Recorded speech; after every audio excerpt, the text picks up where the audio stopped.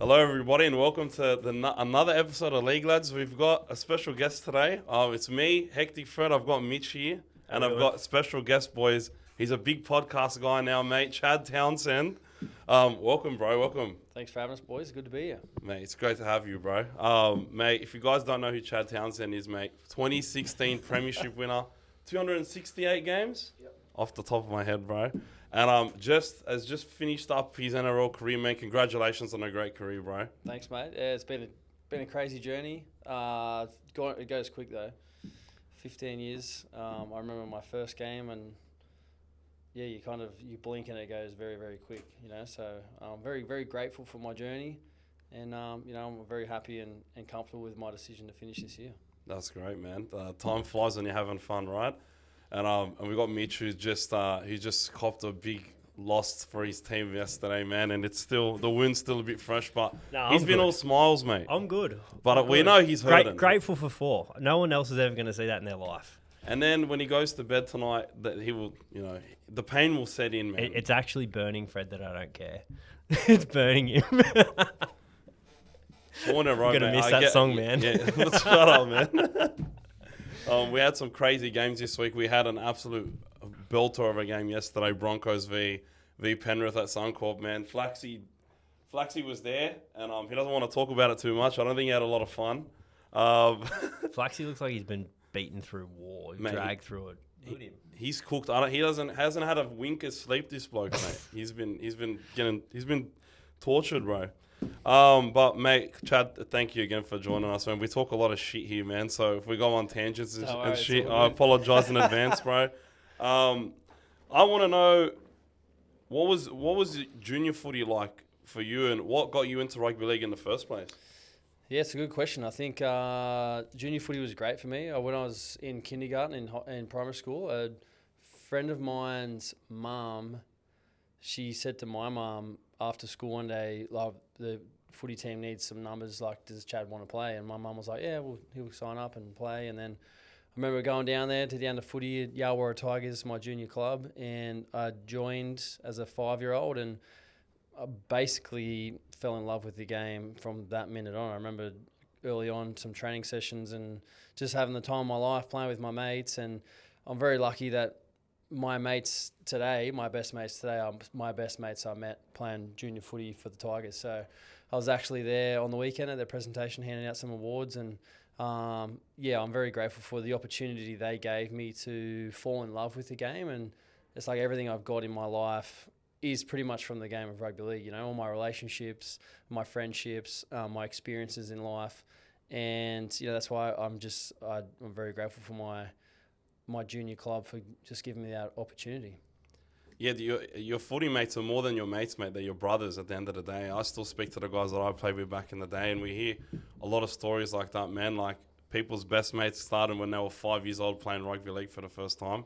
It's mad to hear you say it, man, and it's great that you're giving back to the club and to the community as well. Like, you got your first shot there at the Tigers, and now you're doing presentations, man. It's great to see, bro. Pretty full circle, hey. It is, definitely. Sorry, yeah. It's like, I mean, when you just, like, you play with a lot of, like, you have to have a lot of gratitude, like, it's that's why I hold the club so special. I've kept in contact, I've donated equipment, I've spent a lot of time up there, and it's given me a lot, so I'd like to give it back in return. Yeah, unreal. How'd you go as a junior? Any good? We went all right, actually. We had a pretty good team when I was a kid. I think we won about 7 premierships. We had some good players. We had myself and Stuart Mills. He was one of my best mates growing up, still one of my best mates today. He made his NRL debut as well. He played about 20 games for Cronulla. So him and I were the only 2 that made the NRL from our team. We had 1 or 2 of our other guys who are still my best mates today, go on and play some other forms of footy. One of them played overseas in France. We had a pretty successful run as kids, and I didn't make every rep team, but I made a couple of rep teams. I didn't make Australian schoolboys, but I made the junior Kangaroos.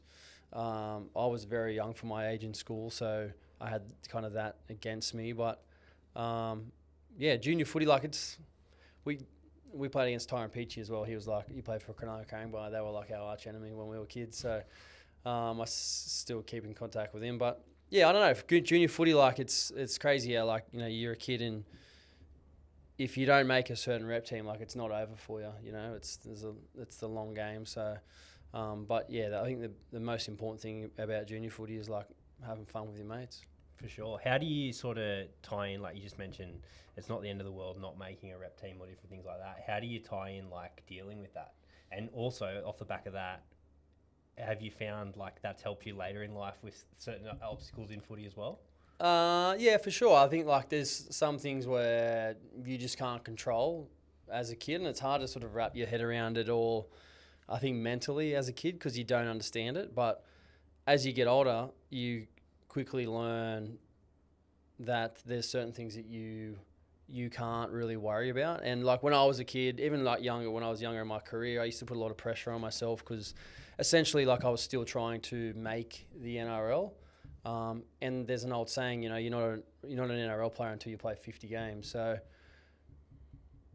before I played 50 games, if I had a bad game, I was like, geez, am I going to be out of the team the next week? Because I wasn't comfortable in my position yet. I was still trying to cement my spot. So I think once you sort of focus on, that you can't really, there are things you can't control, but you have to focus on the things that you can control and get really good at that. Your work ethic, your training, how you play on the weekend, your professionalism. And at the end of the day, like we're judged on wins and losses, you know what I mean? So we're trying to get as many wins as we can. For sure. When did you realise that you could make the NRL? Did you always want to make the NRL from when you were 5, or was there a point or a match that happened that you were like, man, I can really make the NRL if I put my mind to it? I think like early on, when I was very young, like the thing I had in my favour was that I love the game. And I went up to the Oval and I played footy before my game. I played my game and I would play footy until dark, and then I would just keep playing when the lights would come on. I played footy 24/7. I went up the Oval a lot and practiced a lot by myself. I think mentally, I don't know, by myself, like I was prepared to put the work in, and I wanted it. But it wasn't until probably I wanted to play NRL when I was young as a dream of mine, as most kids do who play footy. But it wasn't until I was about 14 where I made the Harold Matthews Cup team a year young. And I thought to myself, like I can actually make the NRL. And I remember a first grade player coming in to our dressing room, and he said that he was looking around our team and he said like, there's probably 1 or 2 of you guys who are in this room who may make NRL. And I just remember sitting in that change room, like thinking to myself, well, I'm making it. Like, who else is going to make it? And I would sort of look around the room and I'd say like, yeah or nah, like what I thought was if they were going to make it or not. And I remember sitting there and going like, well, I'm making it. That was just my mentality when I was a kid. And I worked hard for everything I got. I still feel that way, now. Even over the course of my career, I felt like I've earned everything. I've never been given anything. I sacrificed a lot when I was a kid to get there. And in some respects, getting there, like it's hard, but staying there is even harder, like, if that makes sense. Like, it's a brutal game, and you see guys come and go with all the the accolades or whatever it is in the sport, but they just don't make it or have longevity. So I'm proud of the journey that I took to get there, and it wasn't easy. I sacrificed a lot as a kid, but it was definitely all worth it. Mate, you'd love to hear that, man. Because I cannot imagine how much hard work would have to go into being the best of something, mate. So I would have to say that the mentality that you had, where you were 14 and immediately you thought you were the best guy in that room, and it's something that I feel like a lot of NRL players would have to have, a mentality that they're the best, and they were probably the best player in every team that they ever played in the juniors coming up. But also, I don't think that necessarily comes naturally, that mindset, though. Like, where do you think that comes from, being successful playing junior sport, or do you think you were just this focused on what you wanted to do? Because there's a lot of kids with, like, self-doubt, right? Yeah, of course. I mean, everyone naturally has self-doubt, but I think, like, my mindset on, like, just wanting it so bad, and, like, I never really had a backup plan. And I was like, I'm all in. Like, I don't have a backup plan. Like, I'm going to play footy. And if you think I can or can't, like, I don't really care what you say. I remember sitting at home as a kid, like, you know, Friday, Saturday nights when my friends, you know, were out doing what you do as a teenager, out going to house parties and getting up to all sorts of mischief. And I wasn't doing that. I was at home, and like there was times where I'm like, what am I doing? I should go out and whatever. And I was like, I've got a bigger purpose here. Like, I'm more focused on what I want to do. So that's what I mean in regards to, like, it's hard. I mean, I remember getting bullied as a kid because I never used to drink at parties when I was young. And those same people who are bullying me now are like, I don't even know where they are, you know? So I thought you were going to say they're hitting you up for promos. Probably are, mate. Let's be honest. Mate, remember me, Chad? It is a level of dedication, you know, that you have to. You get one shot in your life. You get one opportunity, and it does sound corny for me to say that. Like, you actually have one life, and if you get to, like, I don't know, 25, and you're sitting there with regret, and you're like, I wish I did this, I wish I did that, like that hurt. That would hurt. There'd be plenty of people like that. If you get to 25 and you're like, you actually can sit there and say, like, I gave it my all, I actually had a legit crack and I just wasn't good enough, or whatever reason, like, you can live with that and go on and prosper at something else, because there's so many things out there, right? Yeah. But I think the other thing would be very hard to live with. 100%. You don't want to have regret in your life, mate. And as a guy that's 26, right, I was thinking when I was 20, 21, like, I'd quit a lot of things in my life, and I said, if I'm going to do content creation, if I'm going to do live streaming, I'm going to give it my all. And that was like the first thing that I properly gave my all. I'm 26 now, and it's like, I'm so glad that I took a gamble on myself. I said, everyone's calling me an idiot, saying I'm wasting my time, and now I can tell them, horde. Like, Love that. That's a similar mentality. You know pretty what I much, mean? right? Yeah, like, I didn't want to be 25 and be working a normal job and saying, even though I'm working a normal job, right? But I just didn't want to constantly be upset with my life and wish that when I was young, I took the chances that I had. Yeah. And I took this one chance that I had to, you know, enter the content creation sphere, and I'm so glad that I did that and bet on myself, and all I want to do is see everybody around me do the same thing, because the last thing you want to see is yourself, and even worse, the people around you living with regret that they didn't chase their dreams, mate. Love it. It's great advice, and it goes, like you said, it goes towards, like, anything that any industry, anything you want to pursue. I think it's a great message for any young kid. Yeah, man. What was your welcome to the NRL moment? Oh, no, before that, tell us about your debut. Debut, same here, mate. Yeah, my debut, I played against the Broncos. Darren Lockyer was playing. How'd you find out? I found out, we played on a Friday night. I found out on a Tuesday. There was like a couple of halves in front of me that got injured. Like, Tim Smith was playing, he got injured, and Scott Porter was playing, he got injured. And it was kind of like, I was like next man up. I'd played 20s for the first half of the year, and then I made my debut, and that, when I found out, I literally couldn't sleep for the 2 nights before the game. I was like nervous wreck. How old were you? I was 20. So I was nervous as all hell. I couldn't sleep for 2 nights. I'd had about 30 tickets organised for friends and family. And yeah, we lost the game, but I just remember like tackling like Lockie, and I remember shaking his hand after the game, and I was just like, I couldn't even, I was just shaking. Like, but like nowadays, it's like, you know, you get so many photos and phones and stuff everywhere. Back then, it was like completely different. But I'm like, man, I would have loved a photo with Lockie on my debut. But we lost the game, but we went on to, after that, we ended up winning about 6 in a row, I think, 6 or 7 in a row, and went on a bit of a run. We missed out on the finals. I went back and played the last 2 games in the 20s to qualify for the finals, which we made the prelim that year. But yeah, it was a great year, and I guess it was really motivation. It gave me a lot of motivation, to, you know, continue on with my journey, and also a lot of satisfaction at the same time.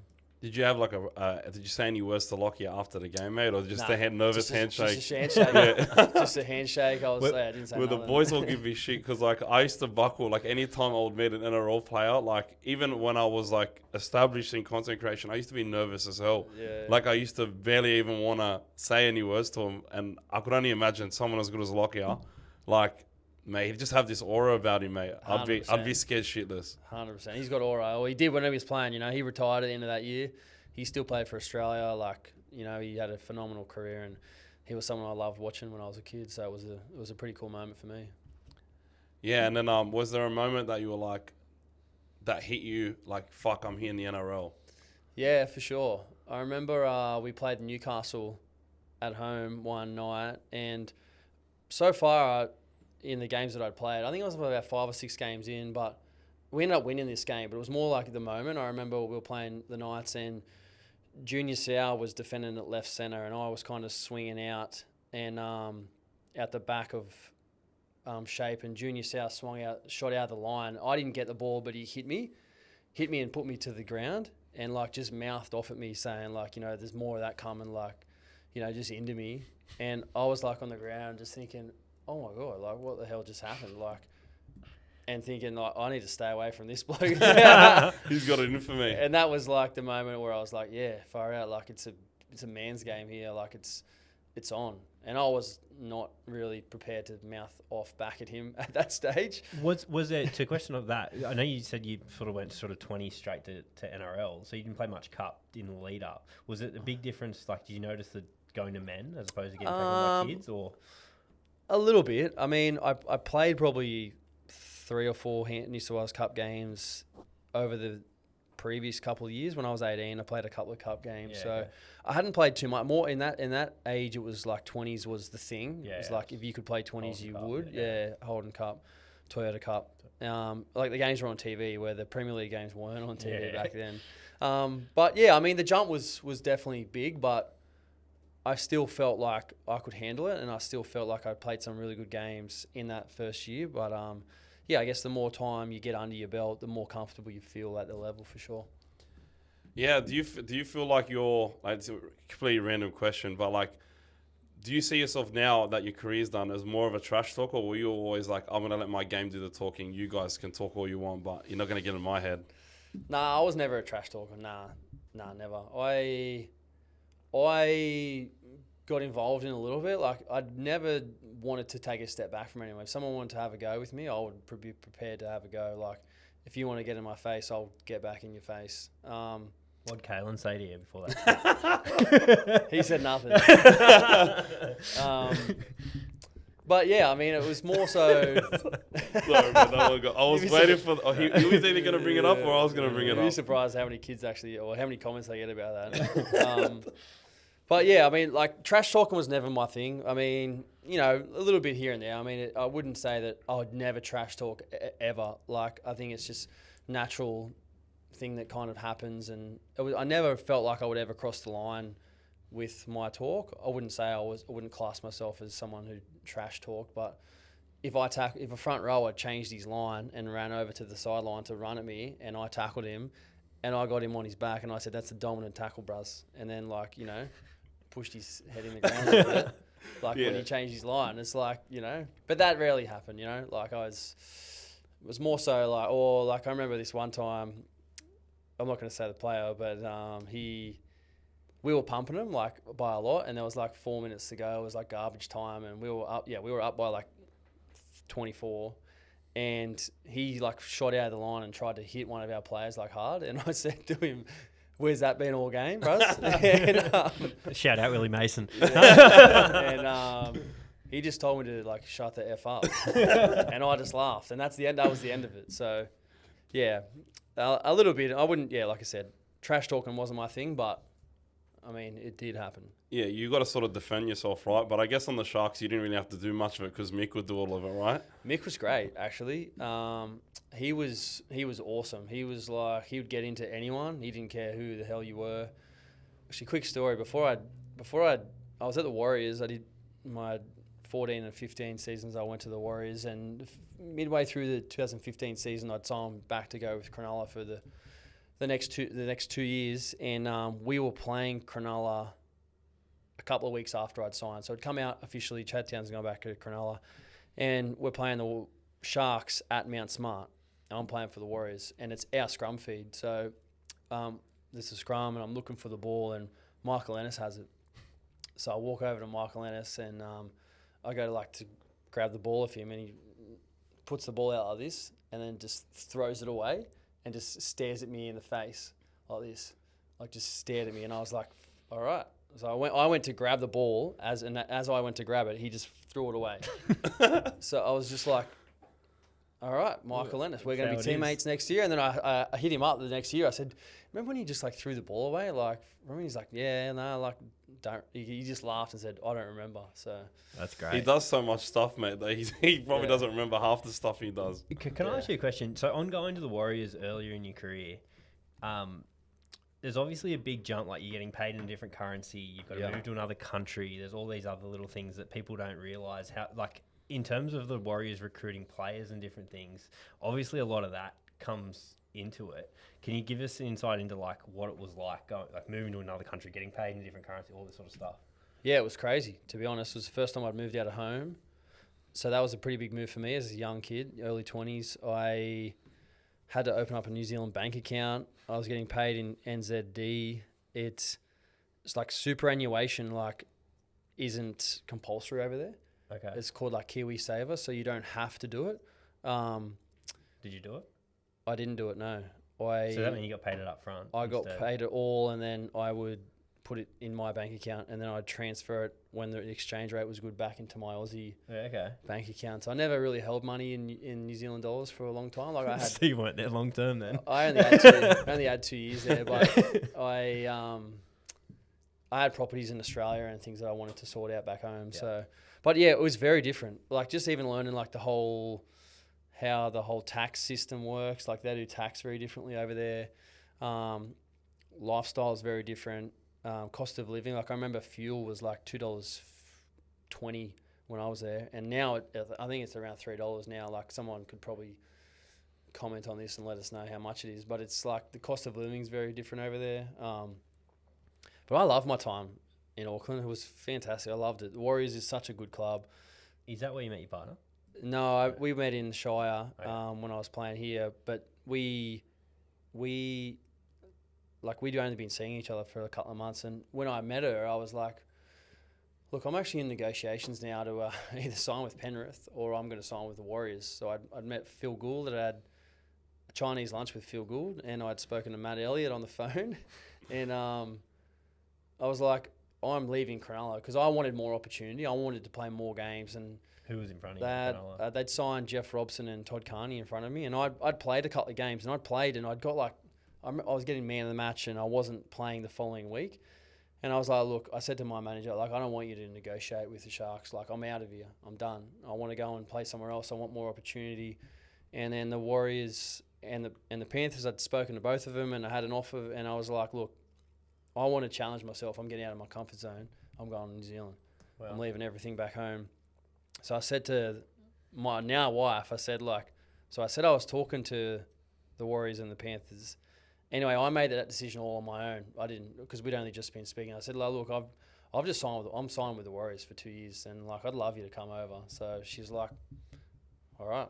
Did it make it easy? Because she's Kiwi, right? She's got Kiwi family, yeah. Okay. So all her family's from New Zealand and Tonga, but she had an auntie in Auckland as well, which helped us a lot. But within 3 months of knowing her, we basically moved over together and moved in together for the first time, and just sort of were like, if this is going to work, let's just see if it works. And it worked. So, yeah, no, it was fun. Do you think having that support network of her being all in as well kind of helped the move? Or do you think... Yeah, for sure. Like, it was a crazy move, but just having her there and someone for me to hang out with and, you know, confide in, and because you're away from family, you're away from friends, like there's a lot of alone time. Yeah.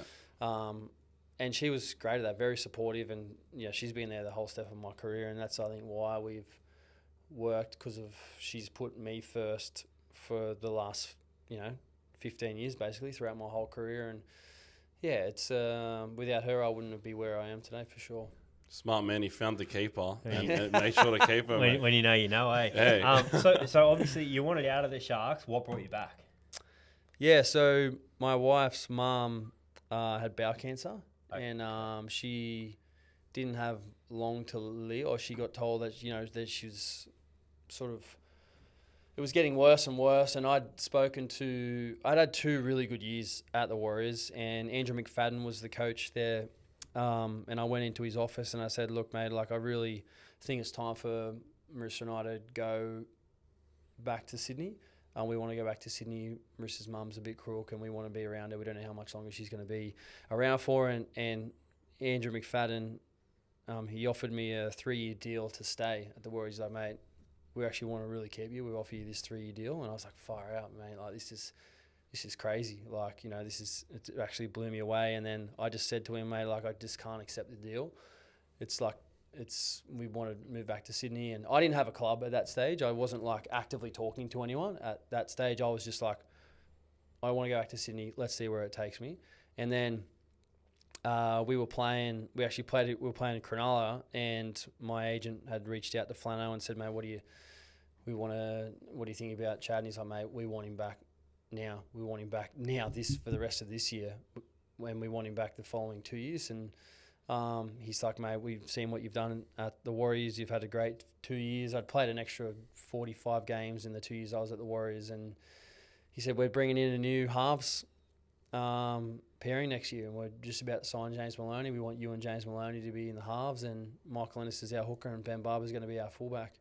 And that's who we want to be our spine. And I was like, as soon as he said that, I was like, yeah, all right, where's the deal? Let's go. He offered me, and then I signed a 2-year deal, and then I returned home, and my wife's mother, so I moved back at the end of 2015 for the 2016 season, and my wife's mum, she ended up passing away in 2020 in COVID due to bowel cancer. So we got not only did I get to go back home to Sydney, but we got, an extra 4 years with her. So it was pretty special. That's awesome. Just like, I don't want to tie over that. Like, that's obviously a massive thing. In terms of like the Warriors retaining players and different things, do you feel for them as a club in a way? Because there's obviously stuff like that. Like if you're recruiting players from Australia, stuff happens, right? Yeah. Of course, and that's always, I guess the more tougher things, like with regards to like life outside of football, and family, and where things are, certain families are based or whatever, or home, and that's why so many players like want to live in Sydney, because it's easy. You can play for any number of 8 different teams. They're all in Sydney, and you can travel to train and whatever. But yeah, I mean, there is challenges for sure for the Warriors, and especially the Cowboys are in the same boat. You know what I mean? Not very many people want to go and live in Townsville. It's probably not ideal to most or appealing to everyone. I mean, I think that's the challenges, PNG and Perth are going to have with making it appealing for people to want to go and live there. Yeah. Because it's playing is the easy thing. Yeah. Being at training and playing on the weekends it's easy. That's what we find. That's what we do for work. It's more like living, and you get 80 minutes of a game a week, but the rest of life, it's like if you're happy in that part of life, then the other part's easy. And for a lot of people, like, family comes first, and having to be away from them all is a really tough thing. And it's a very commendable thing to see. You had to knock back an offer that, the Warriors genuinely wanted you, and were willing to give you a really good deal to keep you there. Was saying no one of the hardest things that you had to do in your career? Yeah, that was hard. I remember, because I had so much respect for Andrew McFadden. He'd helped me so much over the course of my 2 years at the Warriors, and I remember, even sitting here now, and still, it's an absolute privilege to make tough decisions. If you're in a position where you've got a really tough decision to make, it's a privilege. If you don't have a decision to make, or one's made for you, it's that's easy. Yeah. Because it's so when even now, going into post footy and sorting out what my life looks like now, it's if I got some tough decisions to make, it's a good thing. So I remember the best way I've found to go about it is just with honesty and integrity. I would always go to a coach's office and speak freely, or in that instance, I remember when I had that chat with Cappy in his office, it was just be honest. It is what it is. It's a business. It's life. You don't want to dance around anything. You want honesty and integrity, and I think that's where ultimately the respect lays, for sure.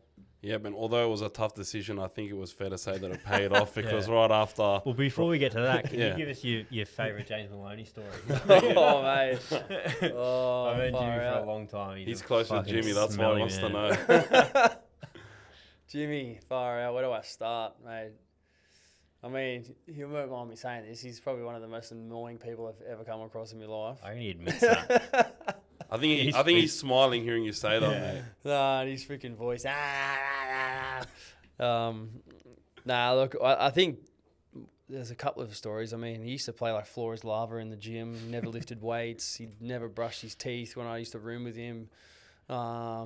He used to kick balls at Flano on the sideline, and he was just telling him to F off all the time. I've got a funny story while you're thinking. So long story short, my old man used to coach Jimmy when he was a kid. And Jimmy was like not a star junior, but by the time he got to like 18, 19, he started coming good and played a bit of like Jim Bem Cup, which is Ron Massey Cup now and stuff like that.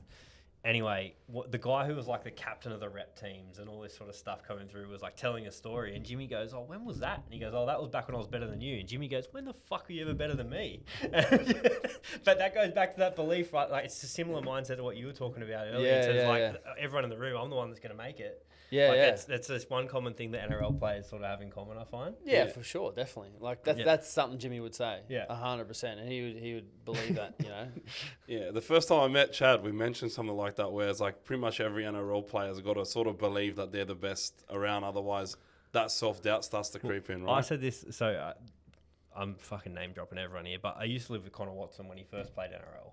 And Connor can't stand up on a surfboard, and he thinks he's a pro surfer. Yeah, you gotta ooze confidence, mate, because you like stay mentally strong if that's the case. And if you feel like you're super confident and you get knocked on your ass, well, you're gonna have extra motivation to work harder to make sure that doesn't happen again, right?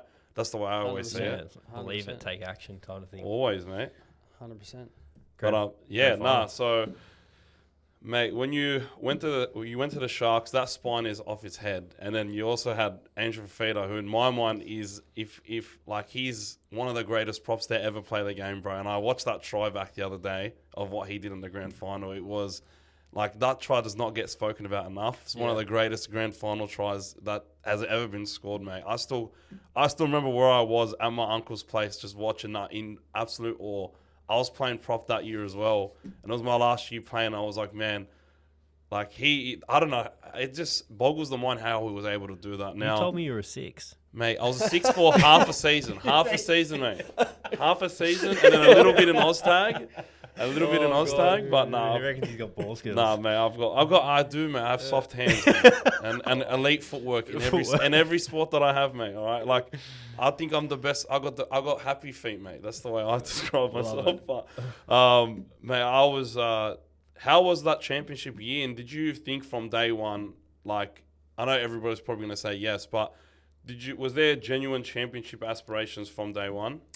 Yeah, I think it built over the course of the preseason. I remember like when we were training, I remember just a couple of things happening over the course of preseason where I hadn't experienced before, and like when we were moving the ball around, we were working our way out with how we were going to attack that year, and there was obviously ideas and personalities and things going everywhere. And I remember this one play we sort of ran it off the cuff, and like Michael Ennis jumped down the short side, and then he went back into the open, and then everyone kind of, because a lot of times that happens, the open side kind of just clock off and don't really push up, but our whole open side like kept moving.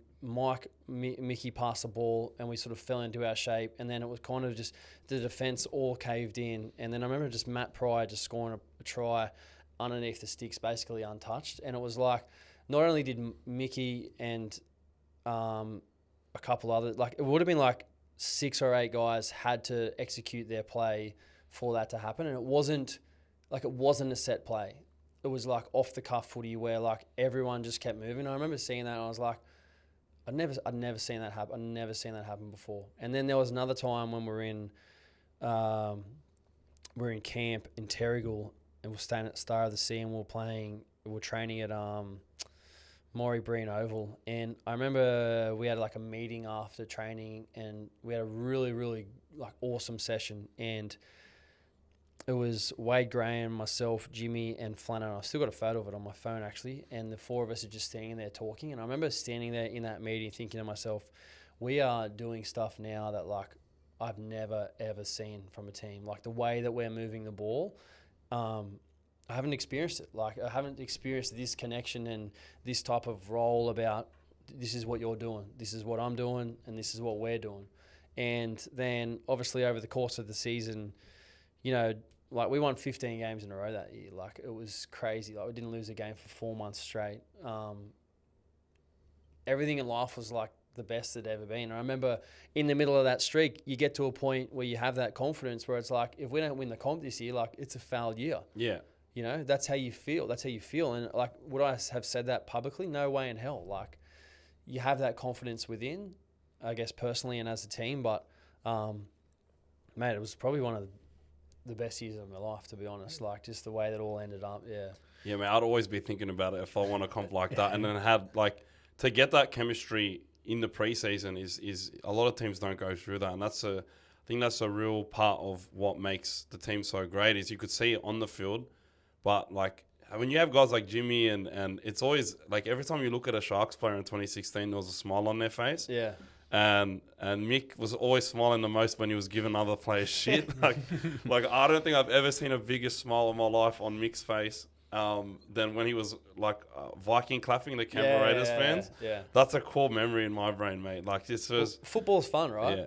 I mean, it's more fun when you win it. Of course, mate. It must suck when you're losing. You know, we were winning. Like we were winning. Flano was putting the same team in every single week, same team sheet pretty much. Like we had no injuries, and that's what you need. You know, pretty much. But like back in like the preseason, like your foundations are built in preseason. Who you are as a team is built in preseason. I think even like, you know, like the grand final, right? Like Maguire, how much talk was there in the preseason? The training's been too hard for the Broncos, you know what I mean? Yeah. And whatever. And look where they are now. Would they do it again to get where they are now? Like 100% they would. Yeah. So it's not easy, but like the foundations are done in preseason. And if you're having fun doing what you're doing, like that's winning. Yeah, that's winning. It makes everything, all the hard yards worth it when you're winning, right? Because it's like that's justification for all the sacrifices that you've made as a player and the core groups made. Yeah, like getting the results, just make it all worthwhile, right? 100%. We'll keep talking about that year, but just quickly, did you have another season in your career where you felt that sort of thing going through the year? Yeah, like the years after that, like 17, 18, and 19, I did have that feeling. Like we averaged a top 4 finish like for a couple of years in a row. Was there anything that you can pinpoint now, looking back at it, and go it was different? I think like personnel, we definitely changed a little bit. Like we had a couple of guys retire and a couple of younger guys come into the squad. Jimmy moved on. So Jimmy got moved on. Sorry. Yeah, he got moved on. He got traded for Moiser. Yeah. But yeah, I think, and I was like getting, I guess, a little bit older and more mature in my own personal game. So, you know, once Jimmy had moved on and Michael Ennis had moved on, you know, we had Jaden Brayley, then Blake Brayley. It's like my role became more as like I took more of a leadership role, you know, naturally, which I enjoyed. But yeah, I did have those feelings that, hey, we can win the comp. But probably not like if we don't win the comp, it's a fouled season. Yeah. Like I never felt like that, where I actually literally felt like that in 2016. Yeah, okay. Yeah, and it was sick to watch, man. And as a Dogs fan, like Benny Barber, Mick Innes, like we wanted. Does that make you sad? No, it made me so happy, man. Obviously, I wish they won with us, right? Yeah. And 2012, mate, that was our year, and that was the year where that was probably the only year I've ever watched. Like where I wasn't like 5, like obviously in 2004 I was 5 years old. That was that was crazy. But 2012 was championship or bust, mate, because that was our fairy tale year. Like we saw 09, like Hayne 09. Yeah, we didn't want that to happen to Ben, and just to lose to Melbourne, right? It would like that stung. And you guys are versing Melbourne, who were just seen as at that time unbeatable, right? Like they just seemed that every time they got to a grand final, they looked like they were going to win. And to see Ben and Mick and the whole team end up winning, and the fact that it was Andrew Fafita, who was my favourite player in the whole comp at the time, do what he did, I was a Sharks fan. I was at your semi against the Cowboys to watch like one of the GOATs, probably one of my favourite players ever, Jonathan Thurston, try to go back to back. And you, like, I think I remember Val Holmes' run Yeah. into Jonathan Thurston. I've never seen a player go flying more like that in my entire life. Yep. And I saw that live, and I was like, dude, he just got sent into another dimension. Yeah. And they pumped the Cowboys that game, and I just felt something special about that team there. Seeing all the fans at SFS was, mate, that was gun. I just so remember I was in year 12 in that year as well, so it's such a memorable year for you. Like 2016 was probably my best year of my life. Yeah. But whenever the Dogs win the comp next, that will be the best year of my life, mate. Fuck you, Mitch. Can I ask, and like, this is a little bit of a tough question. The qualifying final, I think you know what I'm talking about. Yep. So obviously, Flano takes you off in the second half. Talk us through that, and then how you dealt with it, because I think that's something that really intrigues me, is the fact that, and then also the way you dealt with it in the media too. You basically got straight on the front foot. Yeah. So it was probably like 12 minutes to go in the second half. Flano, the message came down from the sideline, like from the trainer, like, you're off. And I was like, what the hell? What's going on?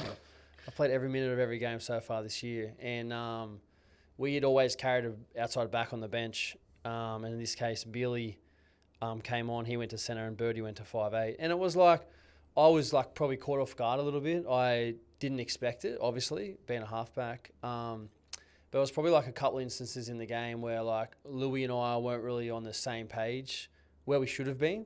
I had a disallowed try as well, which probably hurt me. There's like what we thought was an offload. I got the ball and I scored out wide, but it got called back. And there was a couple of times where Louis and I'd kind of got to drop him under and he wouldn't, and then the ball would be on the deck, and so we weren't really on the same page like we were all year. And anyway, the message came off, and I went off, and I remember sitting on the sideline, like the cameras were like all in my face, photographers in my face taking photos, and then after we won the game obviously, so like I was just so stoked. We won the game, and like we're getting the week off, we're in a preliminary final, and then I was in the sheds, and I remember just thinking to myself, I'm Devo right now that I got taken off.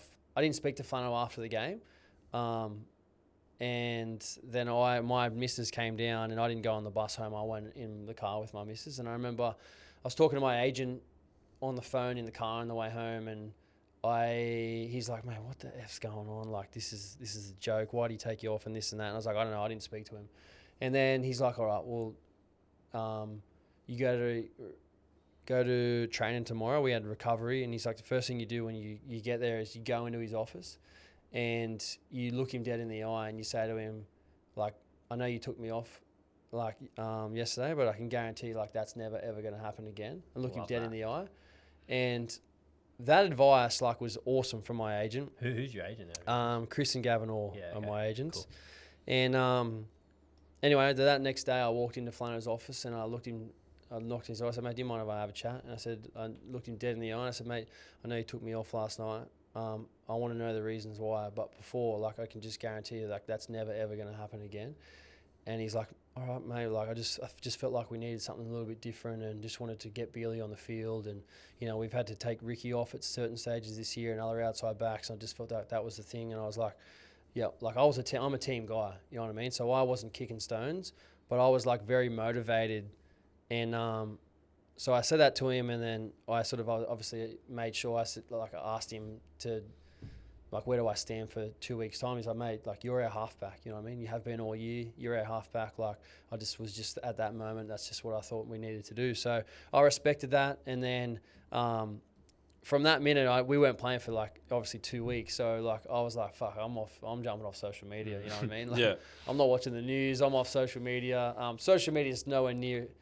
It wasn't as big as it is now back then, but I was still like, you know, I don't need this garbage right now. Yeah. Big time. So I remember that week we were watching the Cowboys-Broncos game. They went into Golden Point and we were playing the winner of that. Cowboys won extra time, Golden Point, whatever it was. They played 90 minutes. They were busted. And then the following week, so we're playing the Cowboys. So, like, the Cowboys staff are making, like, comments about me saying that, like, "Oh, you know, I've been taken off. There's a lot of pressure on me and this and that." And I got wind of it. I was like, all right, like, and I just remember, like, I was so locked in heading into that game, my preparation was perfect. Physically and mentally, I was fine. Like I was fired up. I was under pressure, but I was like, I'm up for this. And then when I went out in that Cowboys game, and I probably had one of the best games of my life. And I remember Peter Sterling coming down from the coach's box, from the commentary box after the game, and he gave me a cuddle and a hug and said a couple of words to me, which I've never actually spoken about, and I probably won't. It was just such a personal moment, and I've got a photo at home of me down on one knee, like I'm in tears. Like I'm in an NRL Grand Final. It was a pretty cool moment for me, and just on the adversity that I'd faced from getting taken off. And really, at the end of the day, like it's not a massive thing. Like looking back on it now, it was bigger at the time. Yeah. Now it's like, what really, like who really cares? You know, I got what I got out of it, but at the time I was like, far out. This is the worst thing in the world. But without having that setback, I wouldn't have appreciated the win against the Cowboys, getting into the grand final, and I wouldn't have played as good as I did in that prelim. I had a try assist. I kicked the best I've ever kicked. I defended so well, executed the game plan. I did everything I needed to do and got our team into the grand final. So it was worth it. Yeah. I love that. Yeah, because a million thoughts would have been going through your mind after, that whole thing at the Canberra game. And then you had 2 weeks for it to... Yeah, that was the worst thing. 2 weeks for people to grill you. I can't even play it next week. I've got to wait again. So it was so long. Everyone forgot about it. Yeah. The coolest thing I reckon about that, though, is you were talking about how with your junior sport as well, you're controlling what you can control. Yeah. You essentially just controlled your preparation, Big controlled time. getting off social media, all these sort of things you were talking about in your junior career that you did. Yep. That then you implemented on the biggest stage and won a comp. And it's also, it's like, you have to respond perfectly as a player, like when the cameras are on you, and you're the 7, mate. Spotlight's always on you. Yeah. And it's like, because if you don't respond properly, that all the cameras are on you, and that's going to stay with you for the rest of your career, whether you like it or not. Well, they didn't put me up for media in those 2 weeks. I didn't do any media. Yeah. And that was the club's call, which I was supportive of. I was like, I don't want to talk to anyone. I don't want nothing out there from me. Like, I'm locked in. And then after the game, I remember the media manager saying, mate, you're up. You need to just go up for media. And I was like, we were in the sheds at Allianz Stadium, and I went out into the media room, and there would have been like freaking 40 people just all there, like cameras just galore. And they would just all ask me about the situation. And I just remember saying things like, this is a man's game. Like, you have to treat it with respect. And like, I was under pressure, but like, I delivered and I performed, and I'm very, very happy to be in a grand final, and tried to just keep it as low as I could, play it off, like play cool and whatever. But it was a cool moment for sure. That's why I like that photo. Is it's very special to me for the chance to actually be playing a grand final as the only local junior in the Cronulla Sharks team for the Cronulla Sharks. That was pretty cool. Yeah, and mate, I think the way you responded, and you responded in a completely professional manner, mate. And I think you were speaking about how you ended up getting a leadership role a couple of years later, and you pretty much carried that leadership role with you for the rest of your career. I think, like, if you hadn't handled that as well as you did, you probably would have delayed that happening, or there'd always be that rep that you didn't, that. People always judge you on your biggest moments, and that was a big moment for you, mate. But you boys were in the flow state in that Cowboys game, man, and I was glad to be there in person to see it. And in that grand final, mate, that was one, like, you were coming off the back of 2015, which was probably the best grand final that had ever been played, and it held a candle to it, mate. It was intense right to the very end, man, and I think. Did they get a penalty like right at the end of the game, Melbourne, from memory? I couldn't remember it, but like they got the ball right at the end. Yeah, we put it over.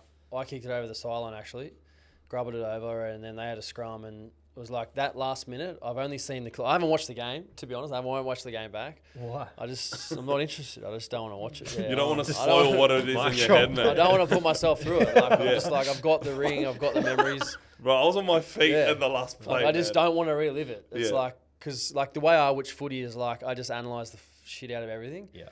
So I'm like, I've got the memories of everything.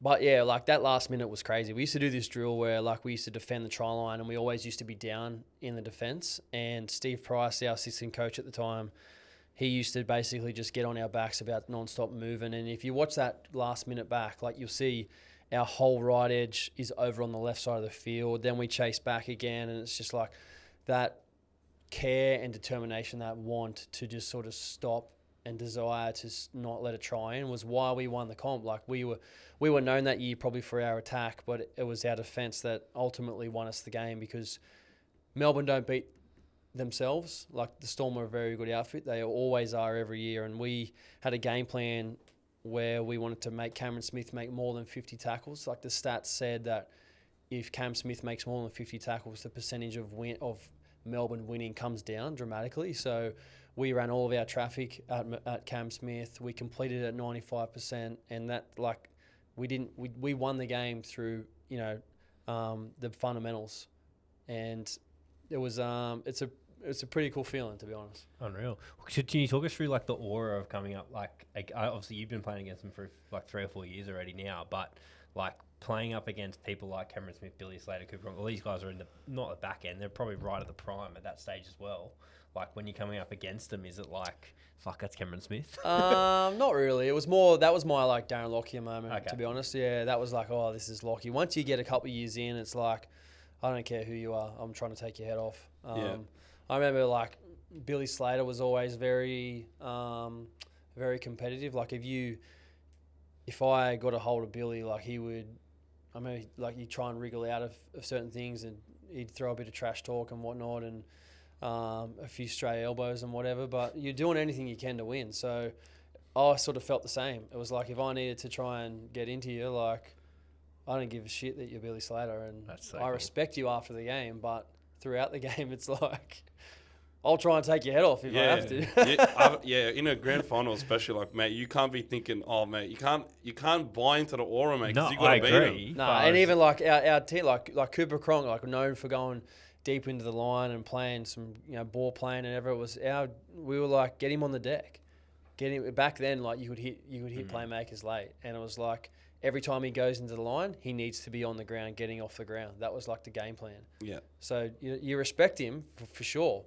but like let him know that we're here. Yeah. That's the message as well. He's another man as well. He's not a machine, mate. It's like Drago. Like once they see a bit of blood, mate, you realize he's human. Yeah. You got to take him out. Now you brought up the stats, and mate, as a stat head myself, I have to ask this question.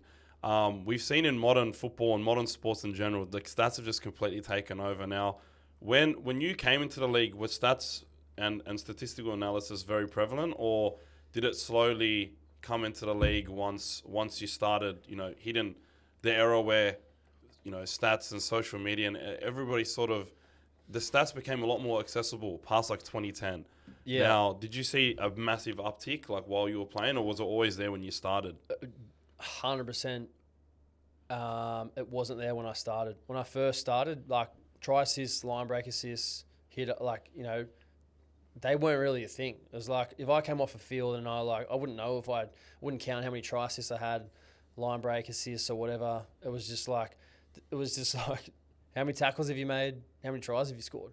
Like, and then as the games, as you get on, and obviously Super Coach and all that sort of stuff comes out, stats become more prevalent, and nowadays it's like that's literally all everyone talks about. It's like how many, like I know, like Matt Burton, right? He gets criticised for having 4 try assists all year, which is low. Let's be fair, that's very low.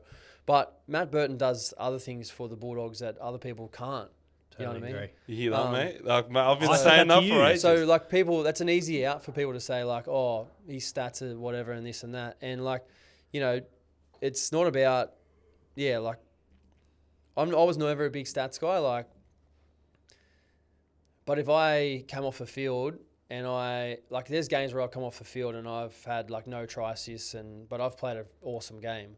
And there's other times where I've come off the field and I've had 4 try assists, and I'm like, well, I didn't really feel like I played that great. Like, you know what I mean? That try assist can be like, I might have kicked and it could have ricocheted off someone and someone picks it up and then scores. It's like, that's a try assist. You know? Not every try assist is the same, right? Not every try assist is the same. And obviously we see the try assist, the great passes, the long pass, whenever you're like, what a pass, what a try assist. But it's like, yeah, obviously it's become more prominent as the years have come on, for sure. And what I will say to people, it's like, it's not everything. It is some things, but it doesn't create the whole picture or tell the whole story. Yeah, I wasn't directing at Mitch, but I was just when you were no because he's Penrith, he loves Matt Burton as much as me. I'll give it to him because they're turfing Matt Burton. Yeah, no, it's not happening, best mate. player. No, but like we've been singing his praises for a long time, and when he first came in, all we heard was he's a centre, he's not a 6 this start, because people would look at the numbers and not look at the game, and I just felt like last season, I don't think we would have made the 8 if we didn't have Matt Burton, mate, and I just think his value transcends the stats. And I think there are a lot of players that, they get mad stats, but there are players out there that their main core stats are low, but they have such a mad impact on the game. See, his impact on the game is like he's not a ball player. He's a ball runner. Yeah. He holds on that left edge a lot.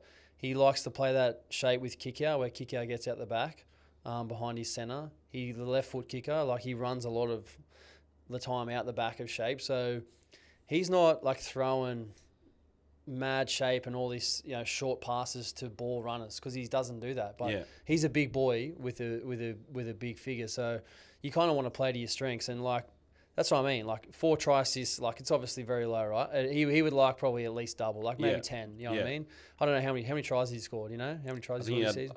5 or 6. Yeah, 6 tries. tries. Who can kick it from the 20 and kick it? Yeah, he does things that no one else can do, mate. Yeah. And I just think, like the way we play, he's never really thrown that final pass either.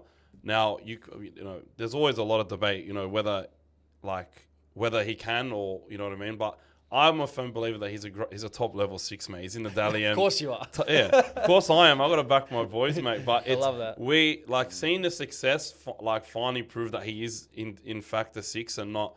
Because that was what when I first started social media and he's joined the team in 2022, and we're losing games and everybody's like, throw this guy in the halves and throw Matt Burton in the centers. I just wanted to headbutt a wall, and for it to finally turn around, mate, it was good. And hopefully he wins Dally M6 of the year, mate.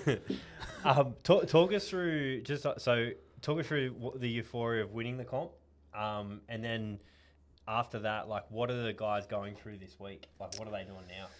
I think like when the siren goes, it's pretty surreal, to be honest. It's like everything you've ever done in your life is like all the sacrifices, all the hard work, your journey just all sort of flashes before you, and it's like it's just so worth it for that moment. Like especially like where we were, the first ever team in Sharks history to do it, and like I said before, I was the only local junior in the team, and that meant a lot to me, being from the area, being from the Shire. I'm a Shire kid.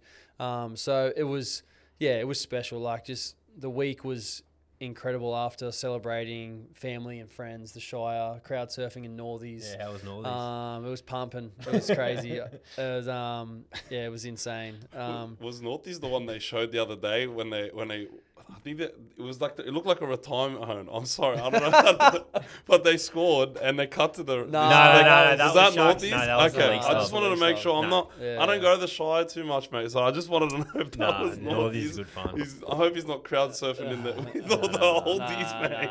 But I mean, in terms of like what they're probably going through this week, like it's a busy week. There's a lot of like media, like everyone's story basically gets told in the paper every single day. Like you're open to the media every day.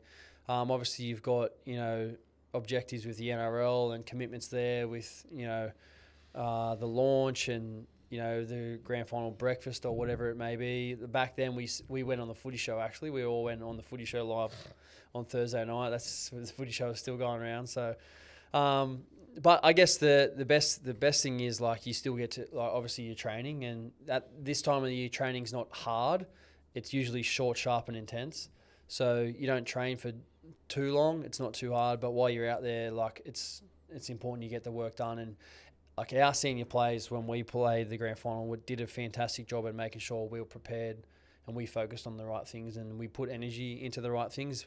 We're also very connected as a squad, probably the most connected team I've ever been a part of throughout the course of the whole season. That was on the back of Luke Lewis just driving connection, inviting guys to coffee, to lunch. And it was like, boys, I'm going for a coffee. Who wants to come? And it's like you get 15 guys there. So that was pretty prominent. We'd go for swims and stuff throughout the week. And want to treat the week, in my opinion, it's like, it's not just another game. Like, this is an NRL Grand Final. It's like, how many chances do you actually get to play an NRL Grand Final? So how would you treat this like it's the most important game of your life, but with also not playing the game before you get there and not putting too much pressure on yourself? If you can combine that and get the perfect balance of that, that's how I feel you can get the best out of the week.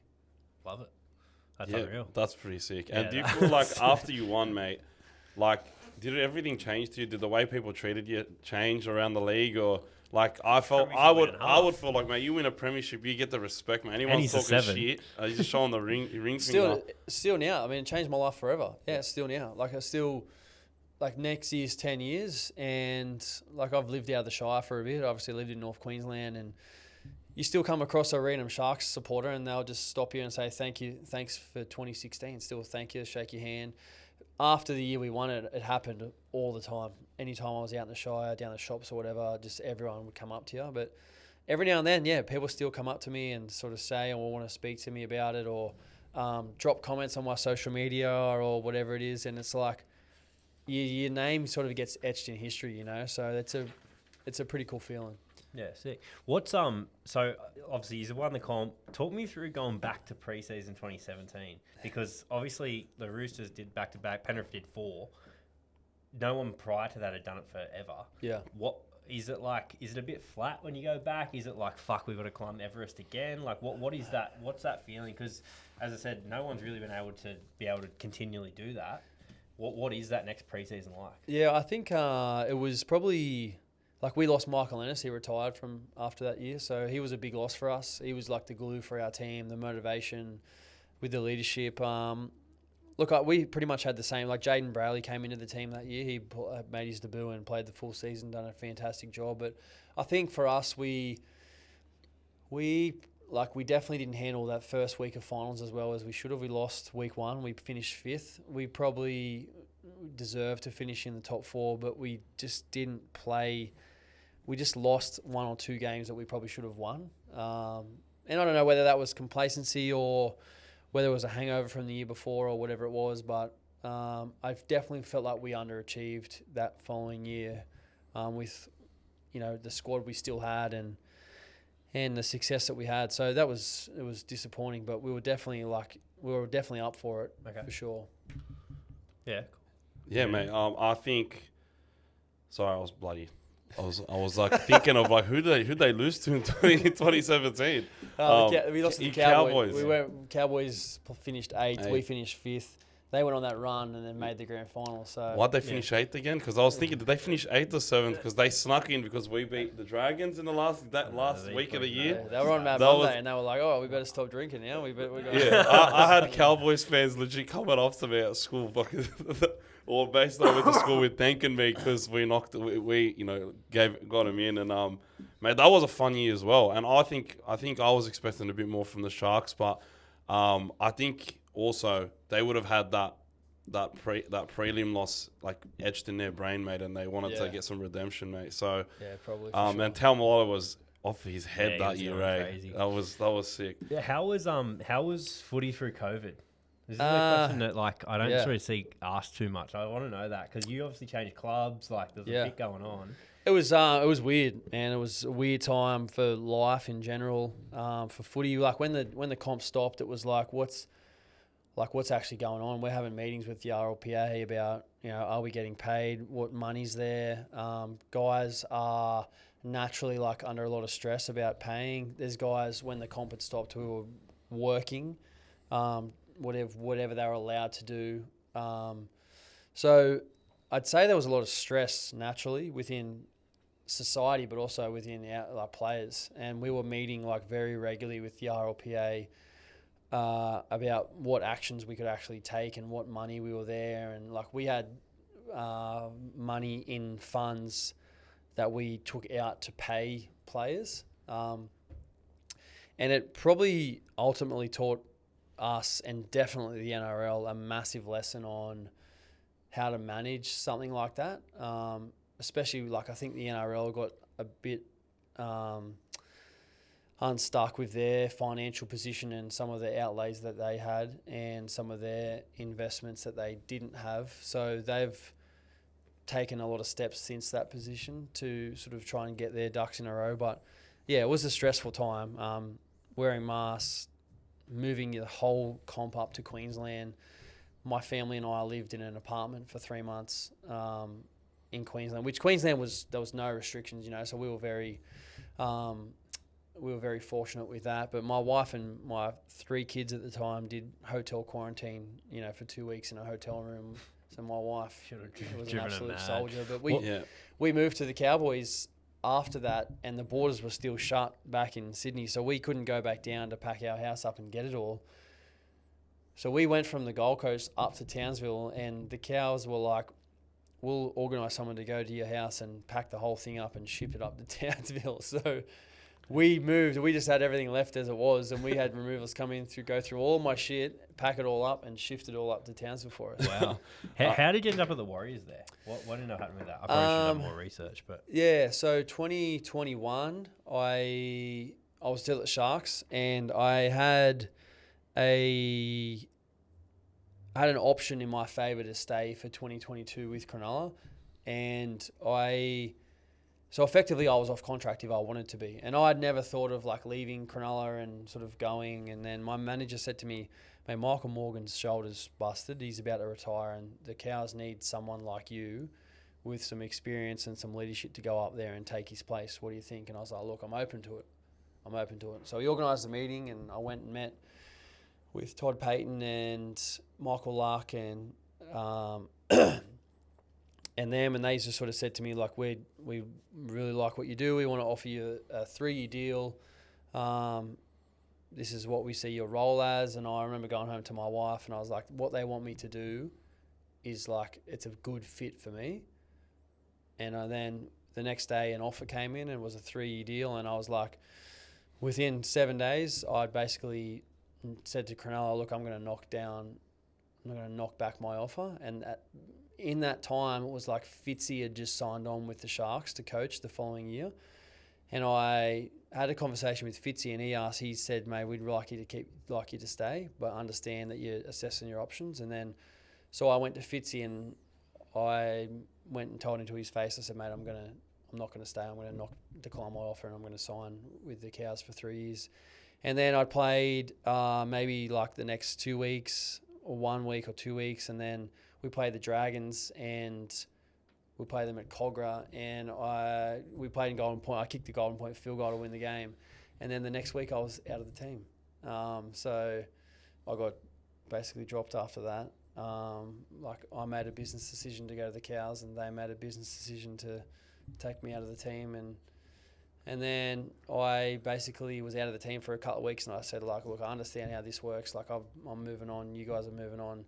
I'm just like, I've spoken to the guys at the Warriors. They're happy for me to go there for the rest of the year. They initially said no, and I was like, "This G up, like it's not happening." Yeah. And then they said, like, "Yeah, you can go." So they had a thought about it. Yeah, that's how that sort of unfolded. I went to the Warriors, played my first game with the Warriors, and my first touch of my first game, Tarek Sims folded me in half and just destroyed my AC joint. And then I played like 5 games at like 50% for the rest of the year for the Warriors. I played awful, and I just was like, with 2 games to go, and I was like, I'm out. I'm not playing anymore. I need to rest my shoulder. I've got 3 years at the Cows, so I just focused on my rehab. And people obviously writing me off because I didn't play great at the Warriors, but then went up to the Cows, and we had a friggin' awesome really good year the next year, mate. Made the prelim, so. Mate, I remember when all of that went down, and I was like, that was when I was middle of that year is when I first started content, and mate, I just remember everybody was writing off the Cowboys after Michael Morgan's injury, and like, people didn't realize the value of that leadership role that you brought, man. And I felt like by the end of that year, everybody saw the value that a player like Chad Townsend has, mate. Like, someone that's a smart footy player, knows what he's good at, knows what the team needs him to do, and mate, you guys had a super young team as well, mate, and you were exactly what they needed, and it turned that trajectory of that team completely from around. The sounds of it, and from consuming a bit of your content as well. It looks like you brought on that Luke Lewis role a little bit to the Cowboys. Yeah, for sure. I think definitely. I had a bit more experience than a lot of the guys there. I'd been around old school players who's just sort of said how it was. I was very motivated too, which, you know, I remember there was a couple of journos tipped us to come last, and I'd saved all their stuff on my phone because I was like, you know. Who were they? Call them out. I was He's close. going to be working with us soon, mate. Yeah, pretty work with them tomorrow. Yeah. I won't call them out. Yeah. But they know who they are. Yeah. They know who they are. Of course they do. But yeah, that's like, I mean, that's the things, you know, you kind of want to find as a player.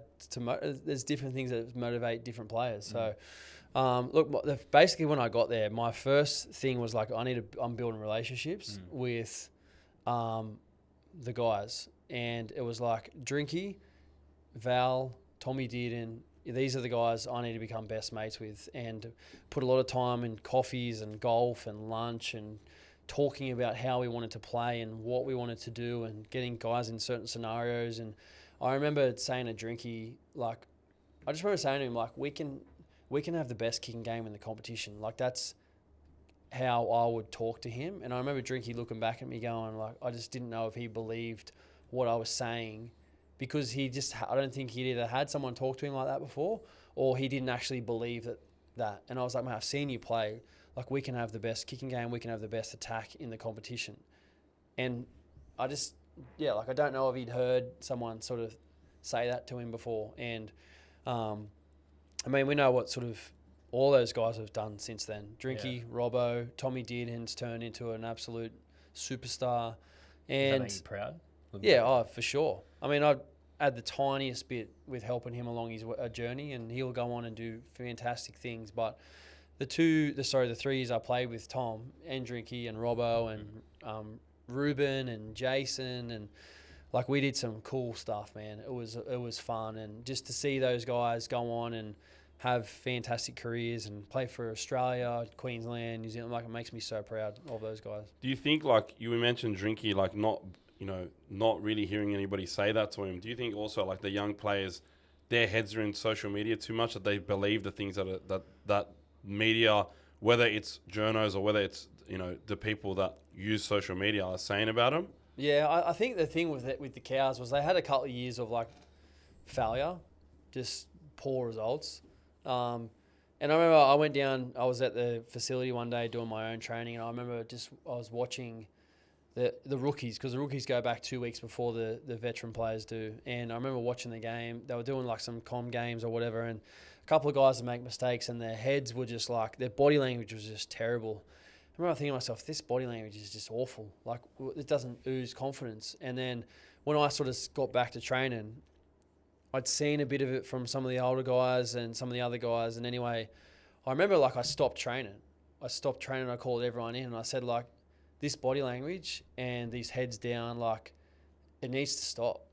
Like, if we make an error on the field, are you going to mope around? Are you going to show the opposition that you're sad about making an error? Or are you going to be like, stuff that, like, get on with it?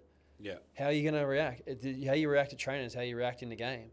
And then I really focused on pushing enjoyment at training hard, enjoying what we do. And then we want to be a team that, when people watch us, they're saying, far out, these guys are having a go. And I also wanted to push, when we score tries, like, we celebrate. We want guys to think, far out, like, this is a team we want to watch. And ultimately, like, we became that team. You know what I mean? It took us a little bit to sort of persuade people that we were the real deal. And, we didn't win the comp, but we had an awesome year. That's unreal. Tell me, how fast is the Hammer?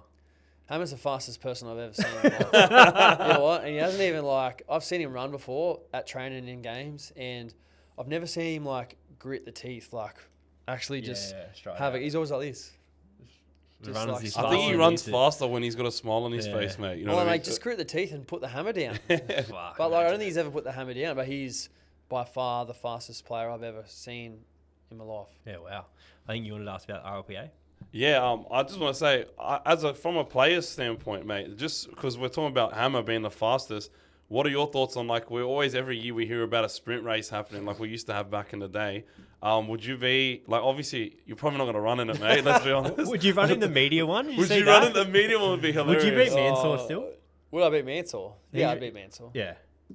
I can't wait to see that media one, mate. I reckon Tommy's Have going you to seen take it? him. What's happening? I've seen a little bit of it. I don't know. who's Yeah, racing there's that. Tommy and I'm pretty David sure- Riccio. They got a bet I'm together. pretty sure Buzz Rothfield's starting Buzz at like the Rothfield's 10 metre line or He's something. 1,000 to 1 to win the whole thing, mate. What a bet. He's only got to go Do you- 15 metres. Do you see Buzz a lot because you're from the Shire? Like, would you be jumping on 1,000 to 1? Have you seen Buzz be quick?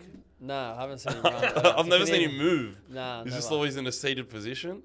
But would you? Do you think it would be good for the game? Like, it would be hard to set it, especially grand final day, because let's say you have two speedsters in the grand final. They're not going to be running in that race. Yeah. So are people going to call it a Mickey Mouse thing? You know what I mean? If the Hammers in a grand final not running it, but I think it would be good.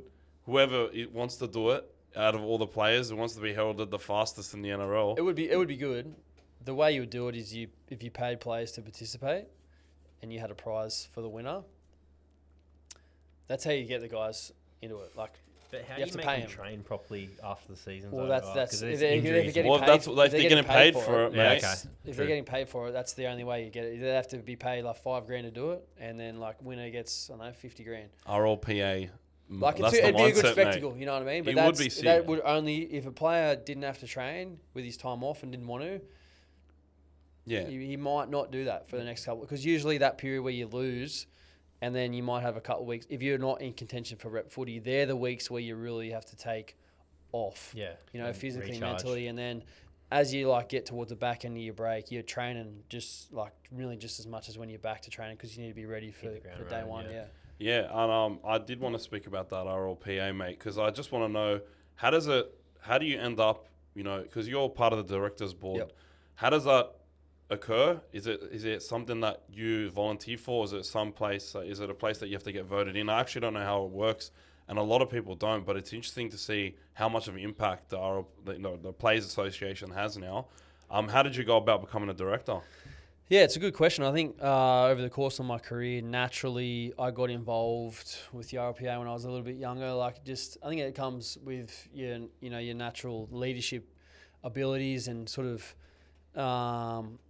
passing on messages and asking questions and taking an interest about what's fair and reasonable for players. I've held a couple of positions over the course of my time with the RPA.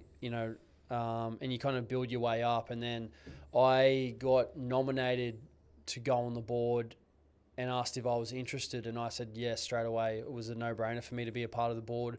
And I think it's taught me, like, we meet quite often, and it's taught me a lot about how an actual board actually works. Like, because I've never been on a board before, So obviously, also, I guess the amount of time and effort that goes in from the RPA on the matters that are not necessarily spoken about in the media all the time. There's a lot of things happening in the background.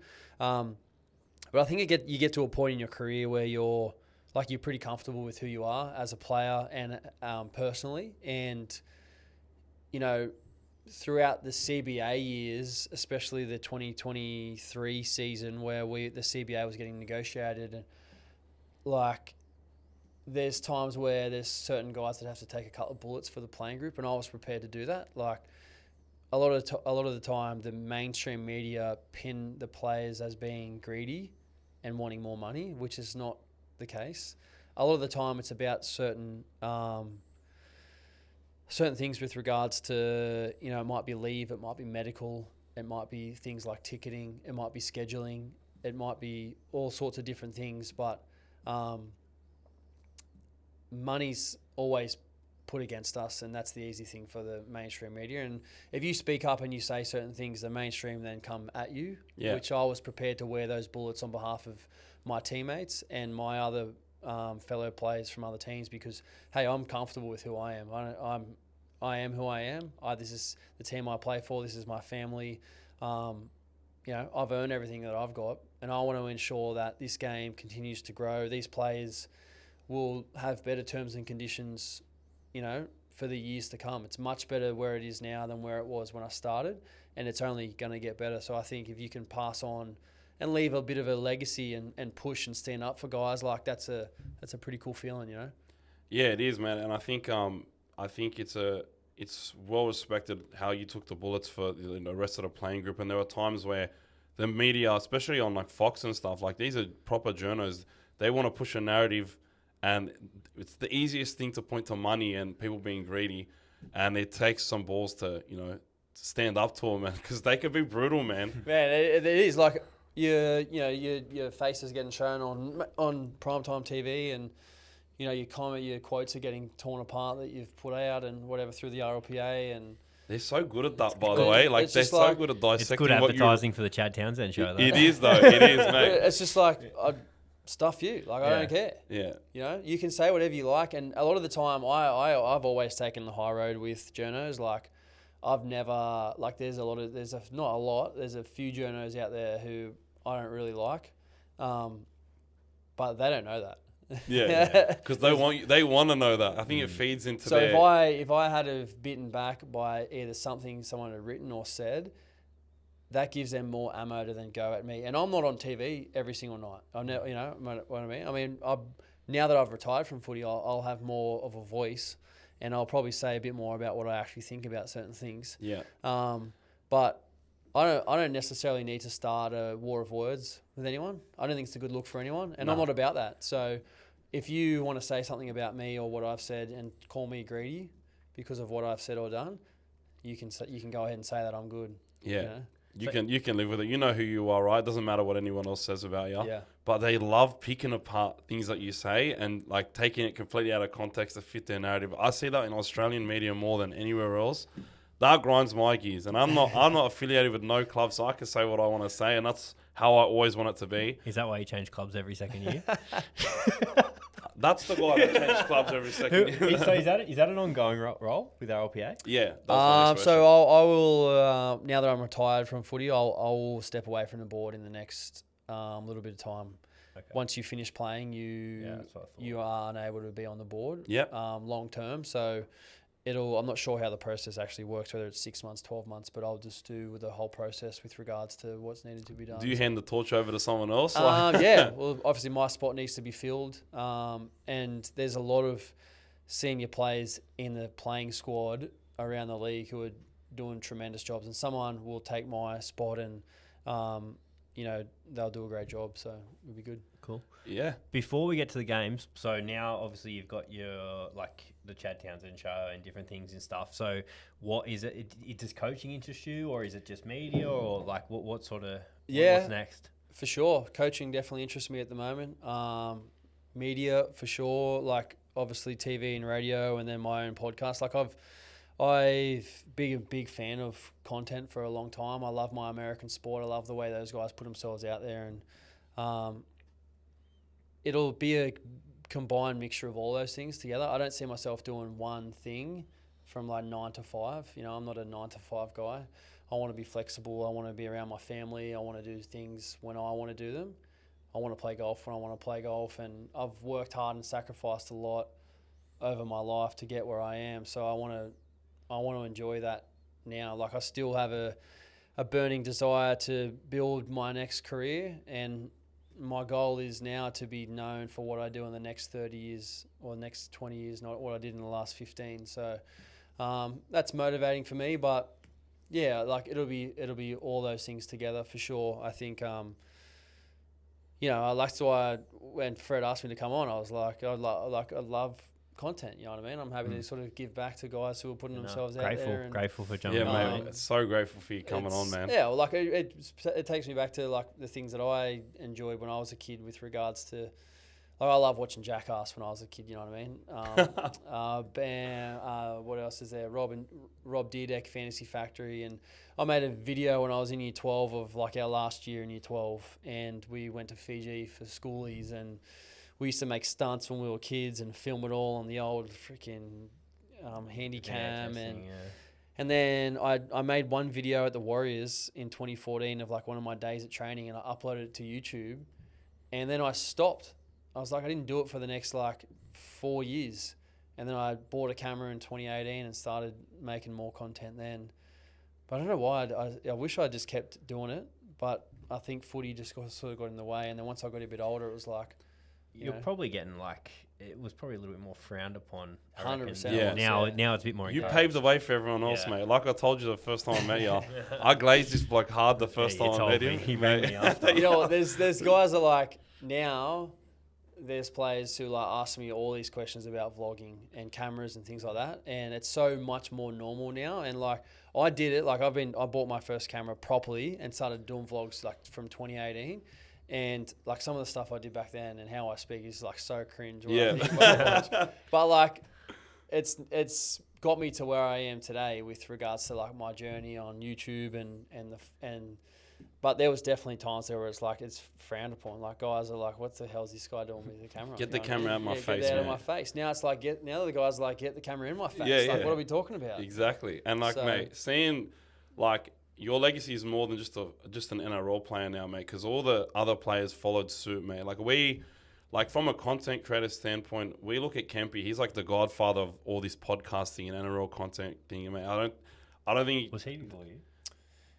I don't know when he started his I podcast. think he started A long time ago. 2013, 2014, Oh, mate. wow. Like he was. I did vlogs for a couple of years. That vlogs were like my main thing. Yeah. Then I started a Are podcast. you cutting them up yourself?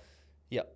In COVID, I started a podcast. But Kempy's awesome. He Yeah, does but such great work. doesn't Kempy he? wasn't active though. I think he had retired and then started. Yeah. From memory. I don't quote me on it, but Yeah. that's how I just remember him.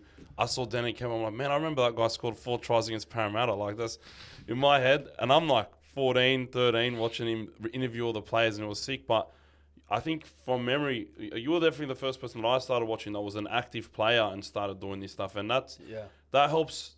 That's helped the NRL now. Like that's paved the way because now it's no longer frowned upon, and like seeing the guys like Joey Manu, Jason Saab, Terrell May, like they're all live streaming all the time. Terrell May loves it, mate, and he belted me on Rugby League Live like 3 times in a row. But I had a blast because it's surreal, right? And seeing the players constantly put themselves out there, and you see that they're just a regular bloke like everyone else. 100%. One of the cool things I got this year actually was Benaya Iowelu. He made his debut this year in the NRL for the Roosters, and when I first met him this year, he came up to me and he's like, "Bro, like I used to watch all of your vlogs in high school, and now we're actually training together." And I was like, "Man, this is cool." And Benaya's now he started his own channel, vlogging and things like that. And I'm like, "Bro, just do it." Like, and you'd be surprised how many guys actually ask me questions about. Like I said, like it's a pretty cool feeling. Like I put myself out there with that sort of stuff again because like I'm comfortable with who I am. You know what I mean? I'm a normal guy. I go through the same things everyone else does. I just play footy on the weekend. So I was prepared to share that behind the scenes look. And, I feel like now that I'm retired, like it's like I've done that stuff on the side for so long.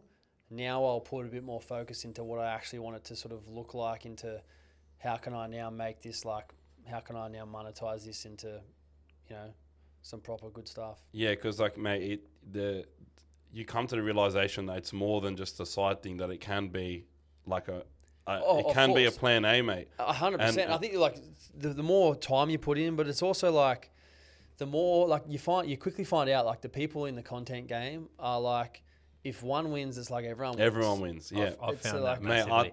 I always say it, mate. He kind of forced me into starting my own thing, and I couldn't believe how like every single person I spoke to said yes, and everyone's been super supportive around it. Because and everything. my take on it is like I'm a competitive guy, right? I've played professional sports for 15 years, but at the end of the day, like I'm not competing against you guys. Yeah. I'm competing against myself and what I can do. You know what I mean? If there's something I can do to help, that's why I'm here now, essentially. Like, but it's like that's what you find. I've found anyway. It's like I feel like the creators or guys in the new wave of space are like, I don't feel like there's competition there. I feel like people, if one wins, everyone wins. They want to help each other out. So I think that's a pretty cool thing to be a part of, if I'm honest. Yeah. Big time, mate. I think, and it's something that I always say, especially to the guys that have started a bit later than me. Like, I grew very, very fast, but I see it as a blessing because, like Hello Sport did to me, I can go and give other people an opportunity that they never that they haven't been given before. You know what I mean? And we're not competing against each other, and the old school people in this industry, they don't really get social media because of that, right? Like they think that you know, if someone's watching someone else, they're not watching me. So that means you're my competition. It's not how it works. It's like the more eyes that are on what we do overall, the more eyes are going to be on our stuff overall. And it's just, and there's something about, you know, like I've done some charity rugby matches and for the last few years, and it's helped me meet so many creators in the rugby league sphere and in other industries, you know, other sport podcasts and just seeing how it is in Australia. Everyone's so nice and respectful to each other, and there's rarely ever beef, and everybody's really tight-knit. And seeing that, man, it creates that environment where everybody's working for each other, everyone's collaborating with each other, and that just leads to insane content in the long run. And at the end of the day, the real benefactor of that is the viewer, because they get some incredible content. Like, I never thought in a million years we'd get Chad Townsend, Hectic Fred, and in the same podcast, mate, in the same room. And we've been together, we've met each other now 3 times in like the last month, bro. It's just gone mad quick, and it's surreal, bro. But it's how Australian content creators are. I think everyone's really tight knit, and we're all in this shit together. And that's you need to take your own advice on that. He rang me on whatever day it was and goes, "How did you ask?"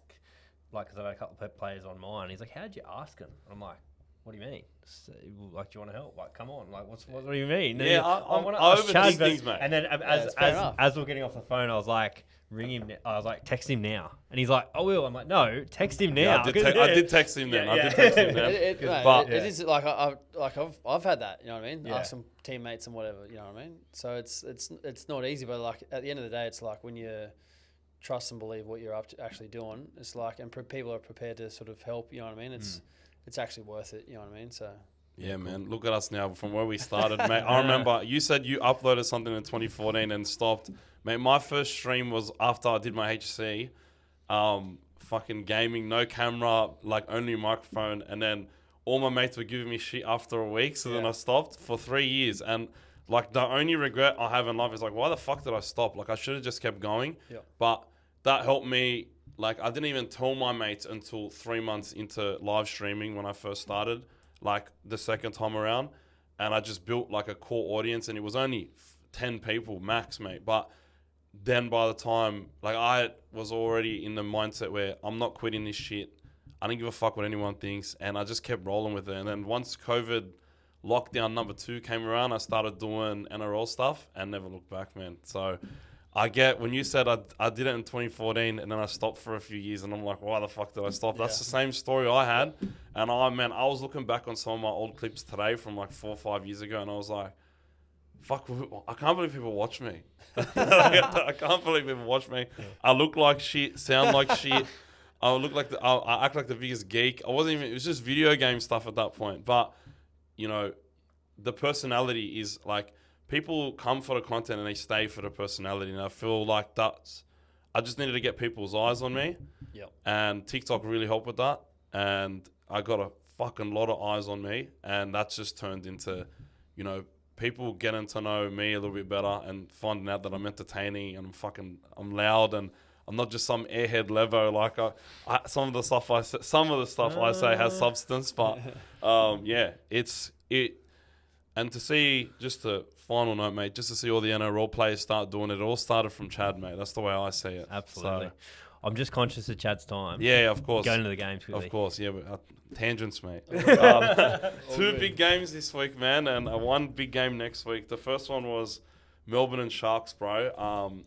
Like, straight away, I'll say somebody wouldn't put his whistle away, especially in the first half. I was going a bit berserk, but... I think he's done. Yeah, I think... he's been axed for the grand final, actually.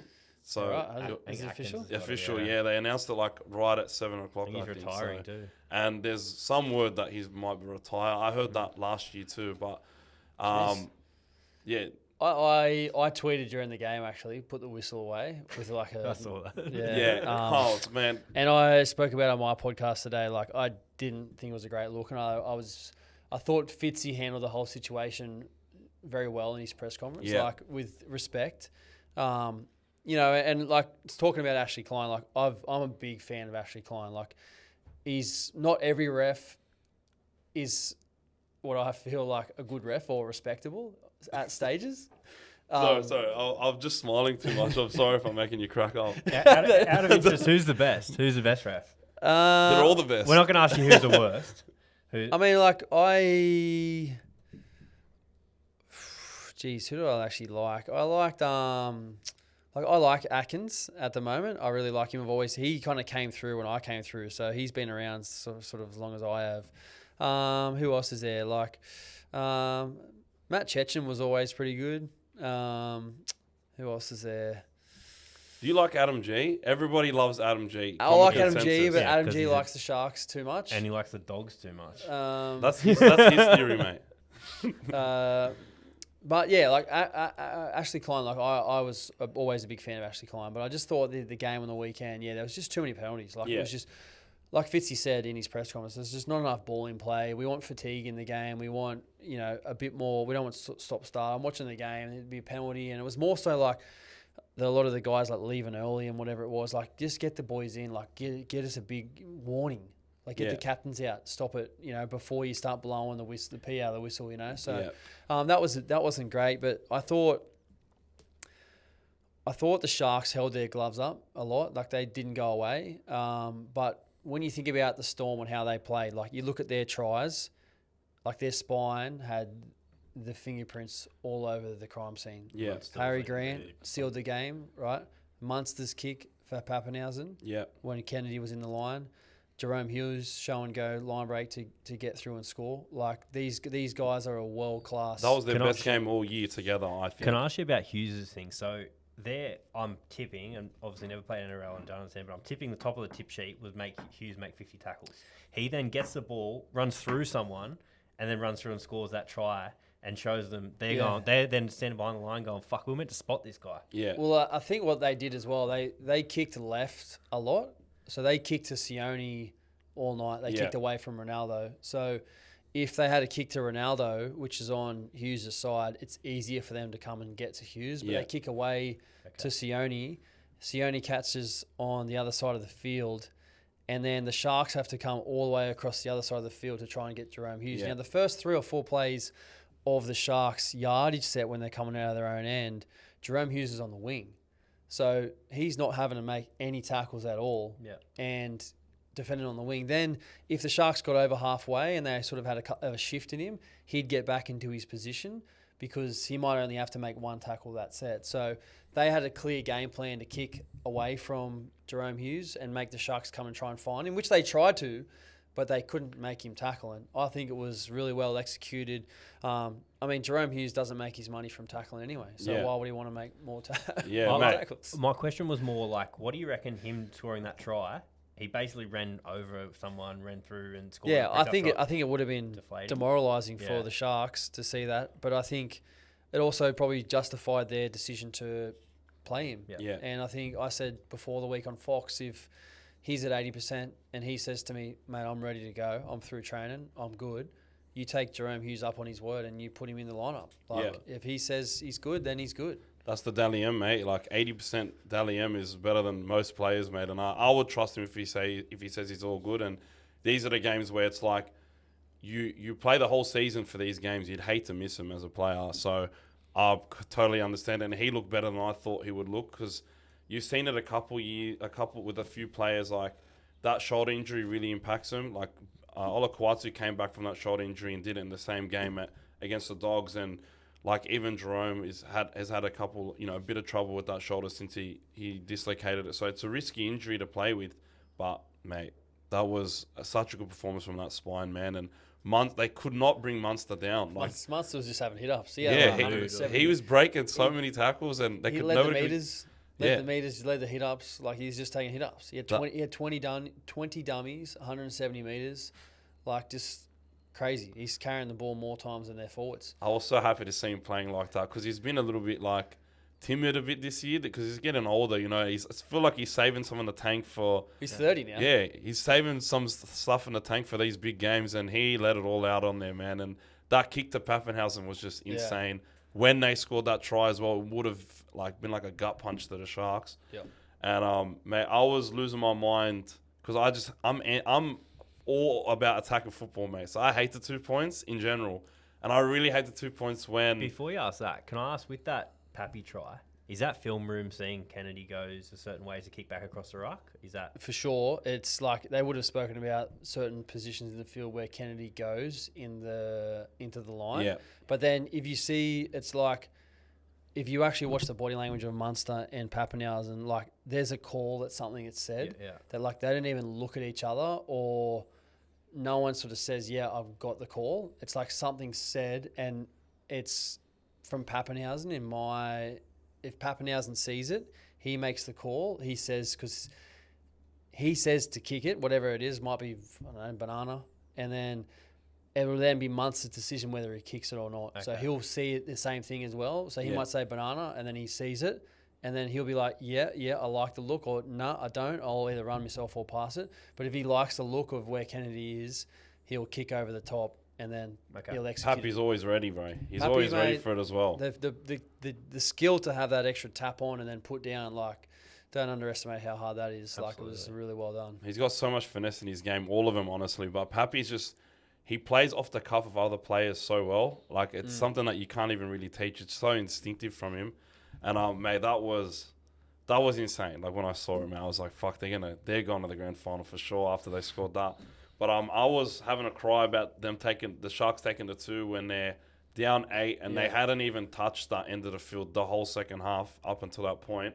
I just want to know what your thoughts on that is. And, like, in hindsight, it was sort of the right call because they got the penalty, marched up the field and then made an error. But as a fan, like, watching the game, I hate that. Like, I just want to see them go for the points, especially when they haven't been there all game. Or half, but what are your thoughts on that? Yeah, I like the call, to be honest. I think it's a percentage call, but also I think it's a gift 2 points where it brings the game back into now 1 score, where it's, mentally much better for the team to be 1 score behind, just with the way that you defend and attack as well.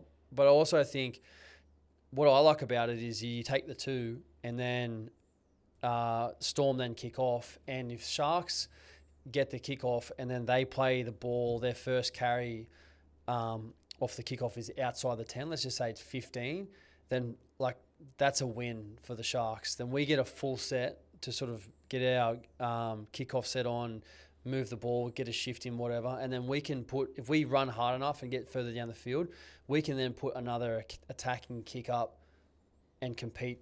And then we might force another error. So, look, there's some teams, like I know when I was at the Cows, we had our set off the kickoff was like I love receiving. I was like, if we win the toss, I'm receiving. I want to shift the ball. Yeah. So you say you want to see attacking football, which I get, but let's take the 2 and then attack from the kickoff. Yeah, and they ended up getting a penalty second tackle going which down helped there. Him, Yeah, that like, and then it's like I'm looking there, and like that's a win, and I've just ranted for no reason. But I'm just as a fan at the time, mate, I'm just like, fuck, mate, I waited 22 minutes for you guys to get down there, and you're gonna take the 2. I'm like, come on, man. And a couple minutes later, Melbourne get a penalty because old mate's blowing penalties left, right, and centre. And they just take the 2 points again, and it's back to 8. Yeah. And then I would have, if I was a player, and I would be pissed to, like I'd be happy that they took the 2 and didn't make me defend my line, but I'm just an unfit forward, so that's why anytime anyone would take the 2, I'd be happy. Yeah, well, I mean, like it's hard to attack the try line too. Yeah. You know what I mean? Like it's very hard. It's much easier to move the ball in the transition middle part of the field. Yeah, true. You got more space, but yeah, it is what it is. But I would take the 2. Yeah, that's why I wanted to get your thoughts on that.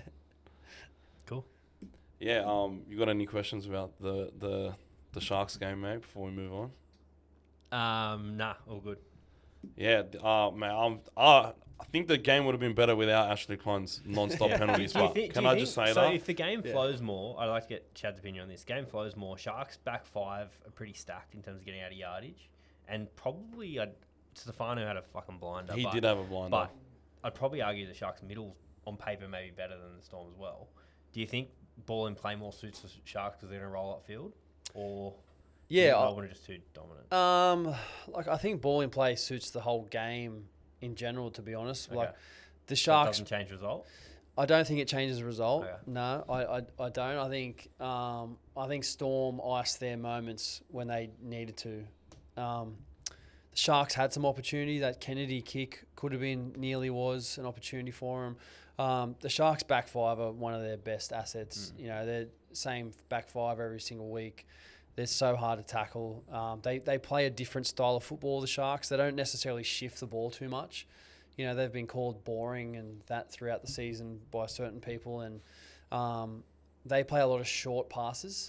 I never said they're boring, mate. But they don't I like the Sharks. they don't necessarily go sideline to sideline. Yeah, you know what I yeah. mean? They play a different brand of footy. Yeah. They're very patient with when they pull the trigger on their shape. They play a big bench. Yeah. You know, unlike you boys, you play Yeah, very very small small. forwards.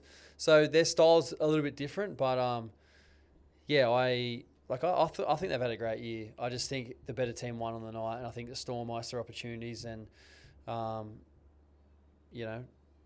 move on. Yeah, Cool. mate. I think it is a good year for the Sharks. There's not many people were expecting them to go to the prelim. You know what I mean? So I think it's a good year for them, and they did it without their captain Cam McInnes. Yeah. And I was watching that game and seeing how many tackles or how the Sharks players were really struggling to take down Jerome and especially Munster. I was like, man, McInnes would have loved this game because he would have shore up that middle Yeah. a lot, man. And Well, it was, I don't know, I can't remember who started at lock, but he's the one that missed a tackle on Jerome Hughes when he scored that try.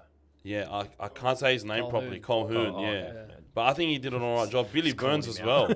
Billy Burns did a good job as well.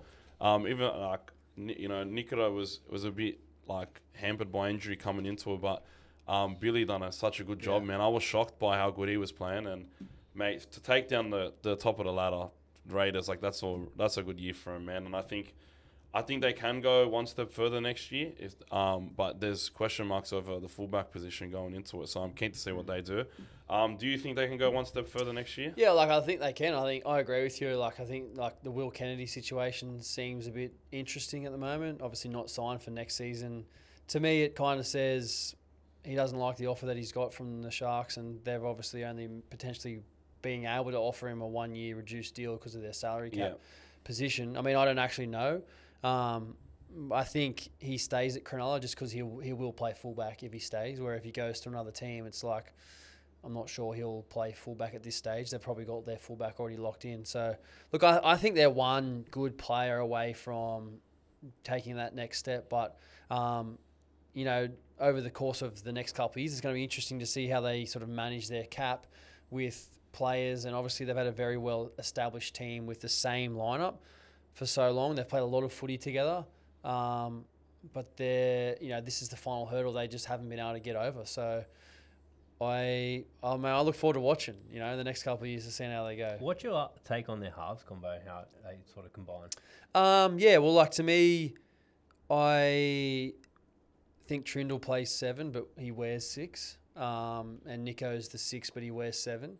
Now, they probably don't change that just because of probably what the mainstream media will say about that decision. But obviously, as the 7, you're the face of the franchise most of the time. You're the highest paid player for some of the time. So Nico naturally probably takes all the bullets for the team just because he's the 7, he's the highest paid player, and he's a Dally M halfback. So It's become a trend to pick on him too. Yeah, it has. And look, I think it's unwarranted a lot of the time. I think speaking freely, I think some of the criticism is warranted with his performances, but I also think there's some of it that is just way over the top. Yeah. Every player gets criticised by their performance, but some of the stuff that's said about him is just basically warranted in my opinion.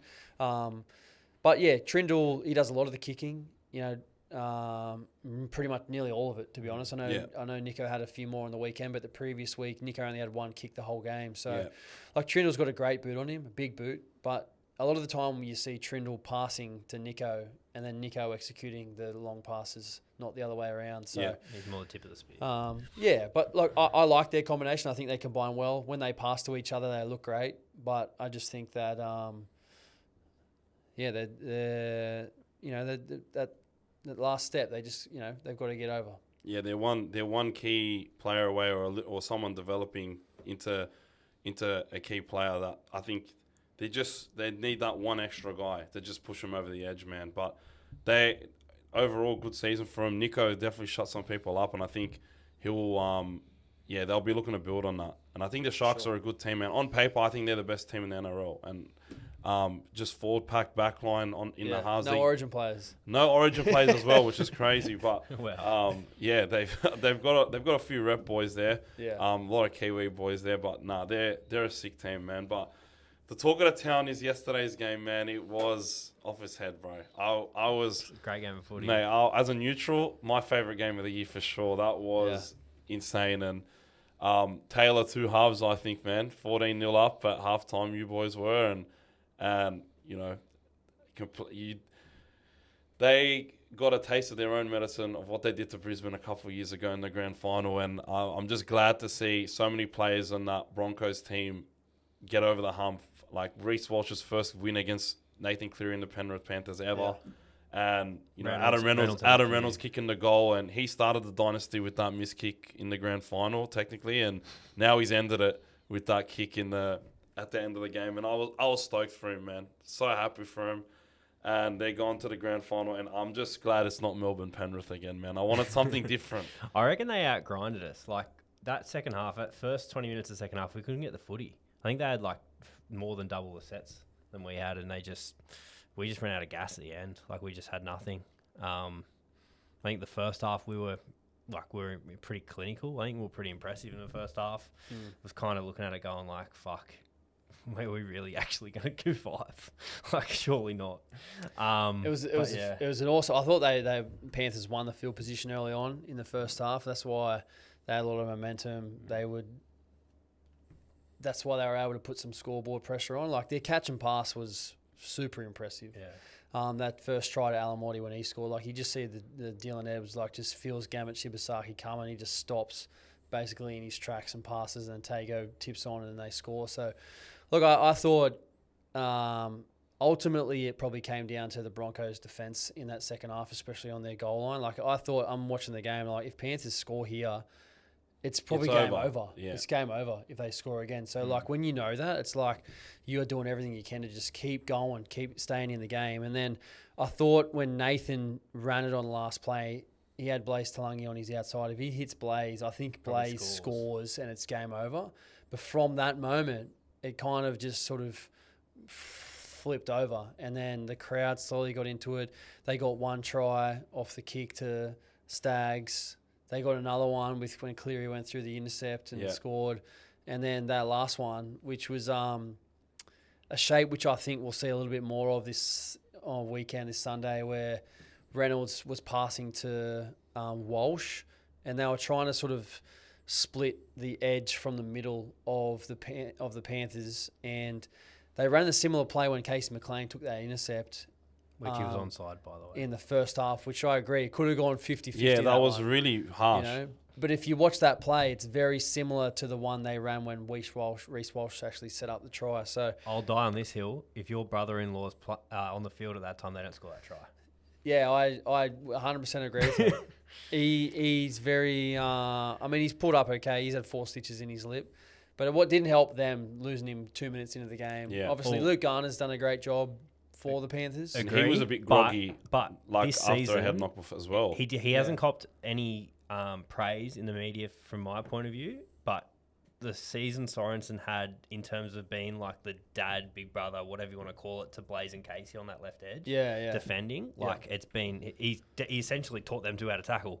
Like if this, like from where they were at the start of the year to now, and just the impact that he had. You saw he was out for a few games, came back, and we automatically just went straight like that. Like I think no one's talking about what Sorensen does for that edge, and that's massive. Not making excuses. But I'm saying, of course, they didn't have Carrigan either. But like, but no, when like your season started to turn around when their season started to turn around when Scott came back, and you could tell they were a completely different team with him on the field and off the field, and they sorely missed him, man. And I think they probably do go and win that game with him.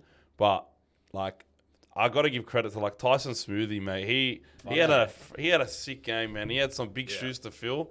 I don't think he was in the starting lineup from the get go, and I think and I think he was moved there, and he done such a good job. And they're the guys that like Serraldo constantly talks about the next man up mentality, and he showcased that big time. And mate, when are the Dogs gonna start implementing that?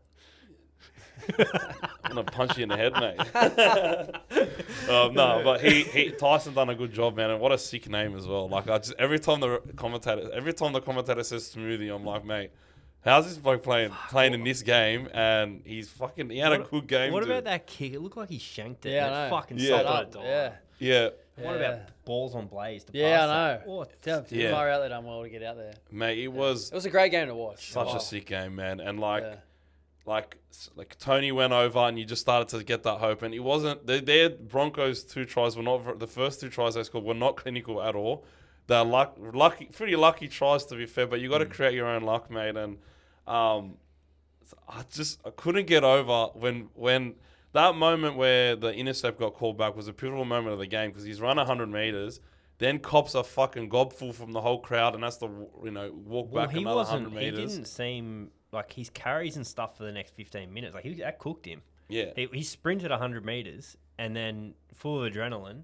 Probably copped an adrenaline dump because he realized he didn't score. Yeah. Had to get back on side and defend.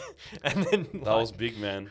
It was a big call, and I felt like it was like wrong one. I've seen that not get called so many times, mate. Like so, I felt for him, man, because kid's 19. That would have been like a critter moment. You know what How I mean? good is he going to be? Yeah, bloody oath. Yeah, he's off his head, mate. Ceiling. He's so good. Yep.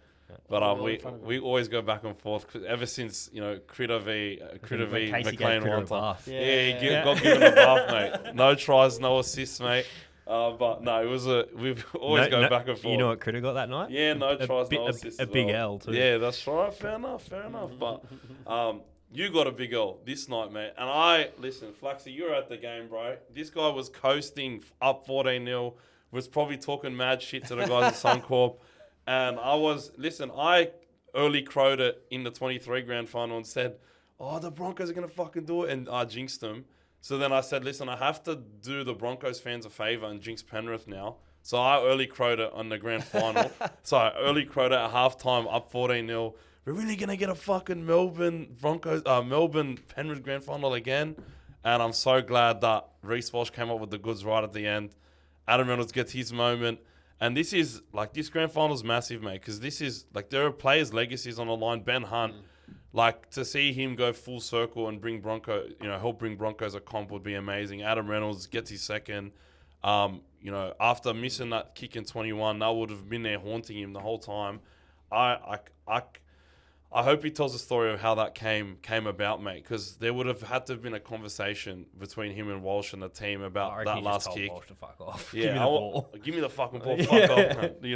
But I'm just so glad he got his moment. And this is Payne Hass is a player that he's in contention for one of the best in his position ever already. And if he wins a comp, then that's gonna send him up the rankings, mate. So 100%. I'm just so keen to see how this grand final plays out. Now, boys, quick predictions. Do you want to talk about this? Anything else on your game, mate? No, that's all good. I want to know who wins and how.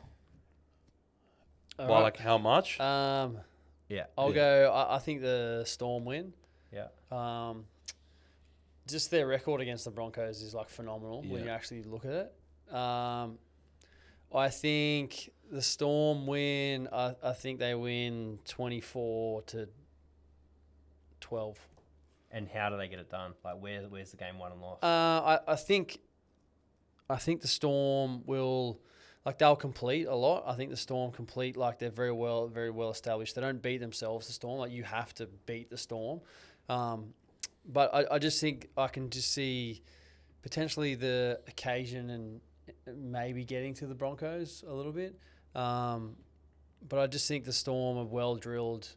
They've done this a lot of times. They know what's expected. Their coach plays in a grand final every second year of his career. He's done 22 seasons. He's played in 11 grand finals. The record is just phenomenal. This is the guy who knows how to get a team prepared for a grand final. And on the back of that, I'm just going to go with the Storm. Love it. Who you going? Man, I've had the Storm all year, but I'm going to change my mind. And I just got a feeling I'm going to trust my gut with the Broncos, man. I think they just riding on a high right now, mate. And mate, they already had so much momentum, and they would have an insane amount of momentum ending your dynasty. Now, the occasion could get to them, even though they've been there once before and lost. It's the fact that like beating Penrith and coming back like that would feel like a grand final anyway. Like that's something in it on its own. So, but I do think that I really like their forward pack, and I think Haas v Stefano with the way both of them are playing is going to be an insane matchup. And I don't know. I've had some question marks about the Broncos defensively, but I think the way they defended in that second half just gives me a lot of hope for them. And I'm going to pick the Broncos, man. And I just think there's going to be so many Broncos fans in this stadium that's going to feel like a home game for them. Even though they're playing in a whole nother state, I know these guys are going to travel. And, yeah, I'm going to pick the Broncos to win, I'll say 22-14. And I think, yeah, Reece Walsh probably bag the try to ice the whole game, mate. I think he'll score late when there's a bunch of tired defenders out there, and he's just going to find a way through and probably go all the way and score. I'm going Melbourne 2016. I reckon Harry Grant still hasn't won a comp. I think he puts on a masterclass. He also wins the Clive and essentially cements himself as one of the best hookers ever. Yeah. I can see that. His legacy is on the line too, mate. Yeah, and, I can't believe he hasn't won a comp. It seems like he would have won 2 or 3, right? Yeah. But he's gonna be sick, man. I'm so stoked for this grand final. Like, I'm really excited for it. Yeah, I was before. You were at half time, big time, mate. You were stoked for this. You were stoked for this one at half time, mate. But it's a crazy game, rugby league, and that's why even though I've said Storm from preseason, like it's a crazy game, man. That's why I'm changing my mind, bro. So I'm back in the Bronx. Unreal. My Pookie Bear Reece Walsh, mate. Pookie Bear. Chad, mate, thanks so much, mate. Thanks so much, my bro, for coming on, man. No It's been worries. an absolute pleasure, and I know we had a bit of a yarn, and sorry if we went overtime, mate. But All good. mate, thank you so much for coming on, bro. It's been an absolute pleasure, and best of luck with everything that you're doing, boys. Make sure if you don't follow Chad Townsend already, go follow him. The Chad Townsend Show on Insta, YouTube, mate. He's the guy that paved the way for everybody else, mate. So it means a lot to have him here. Thanks, boys. Appreciate it. Thanks a lot. Thanks, boys. Thanks, boys. Thanks, brother. Appreciate No it. worries.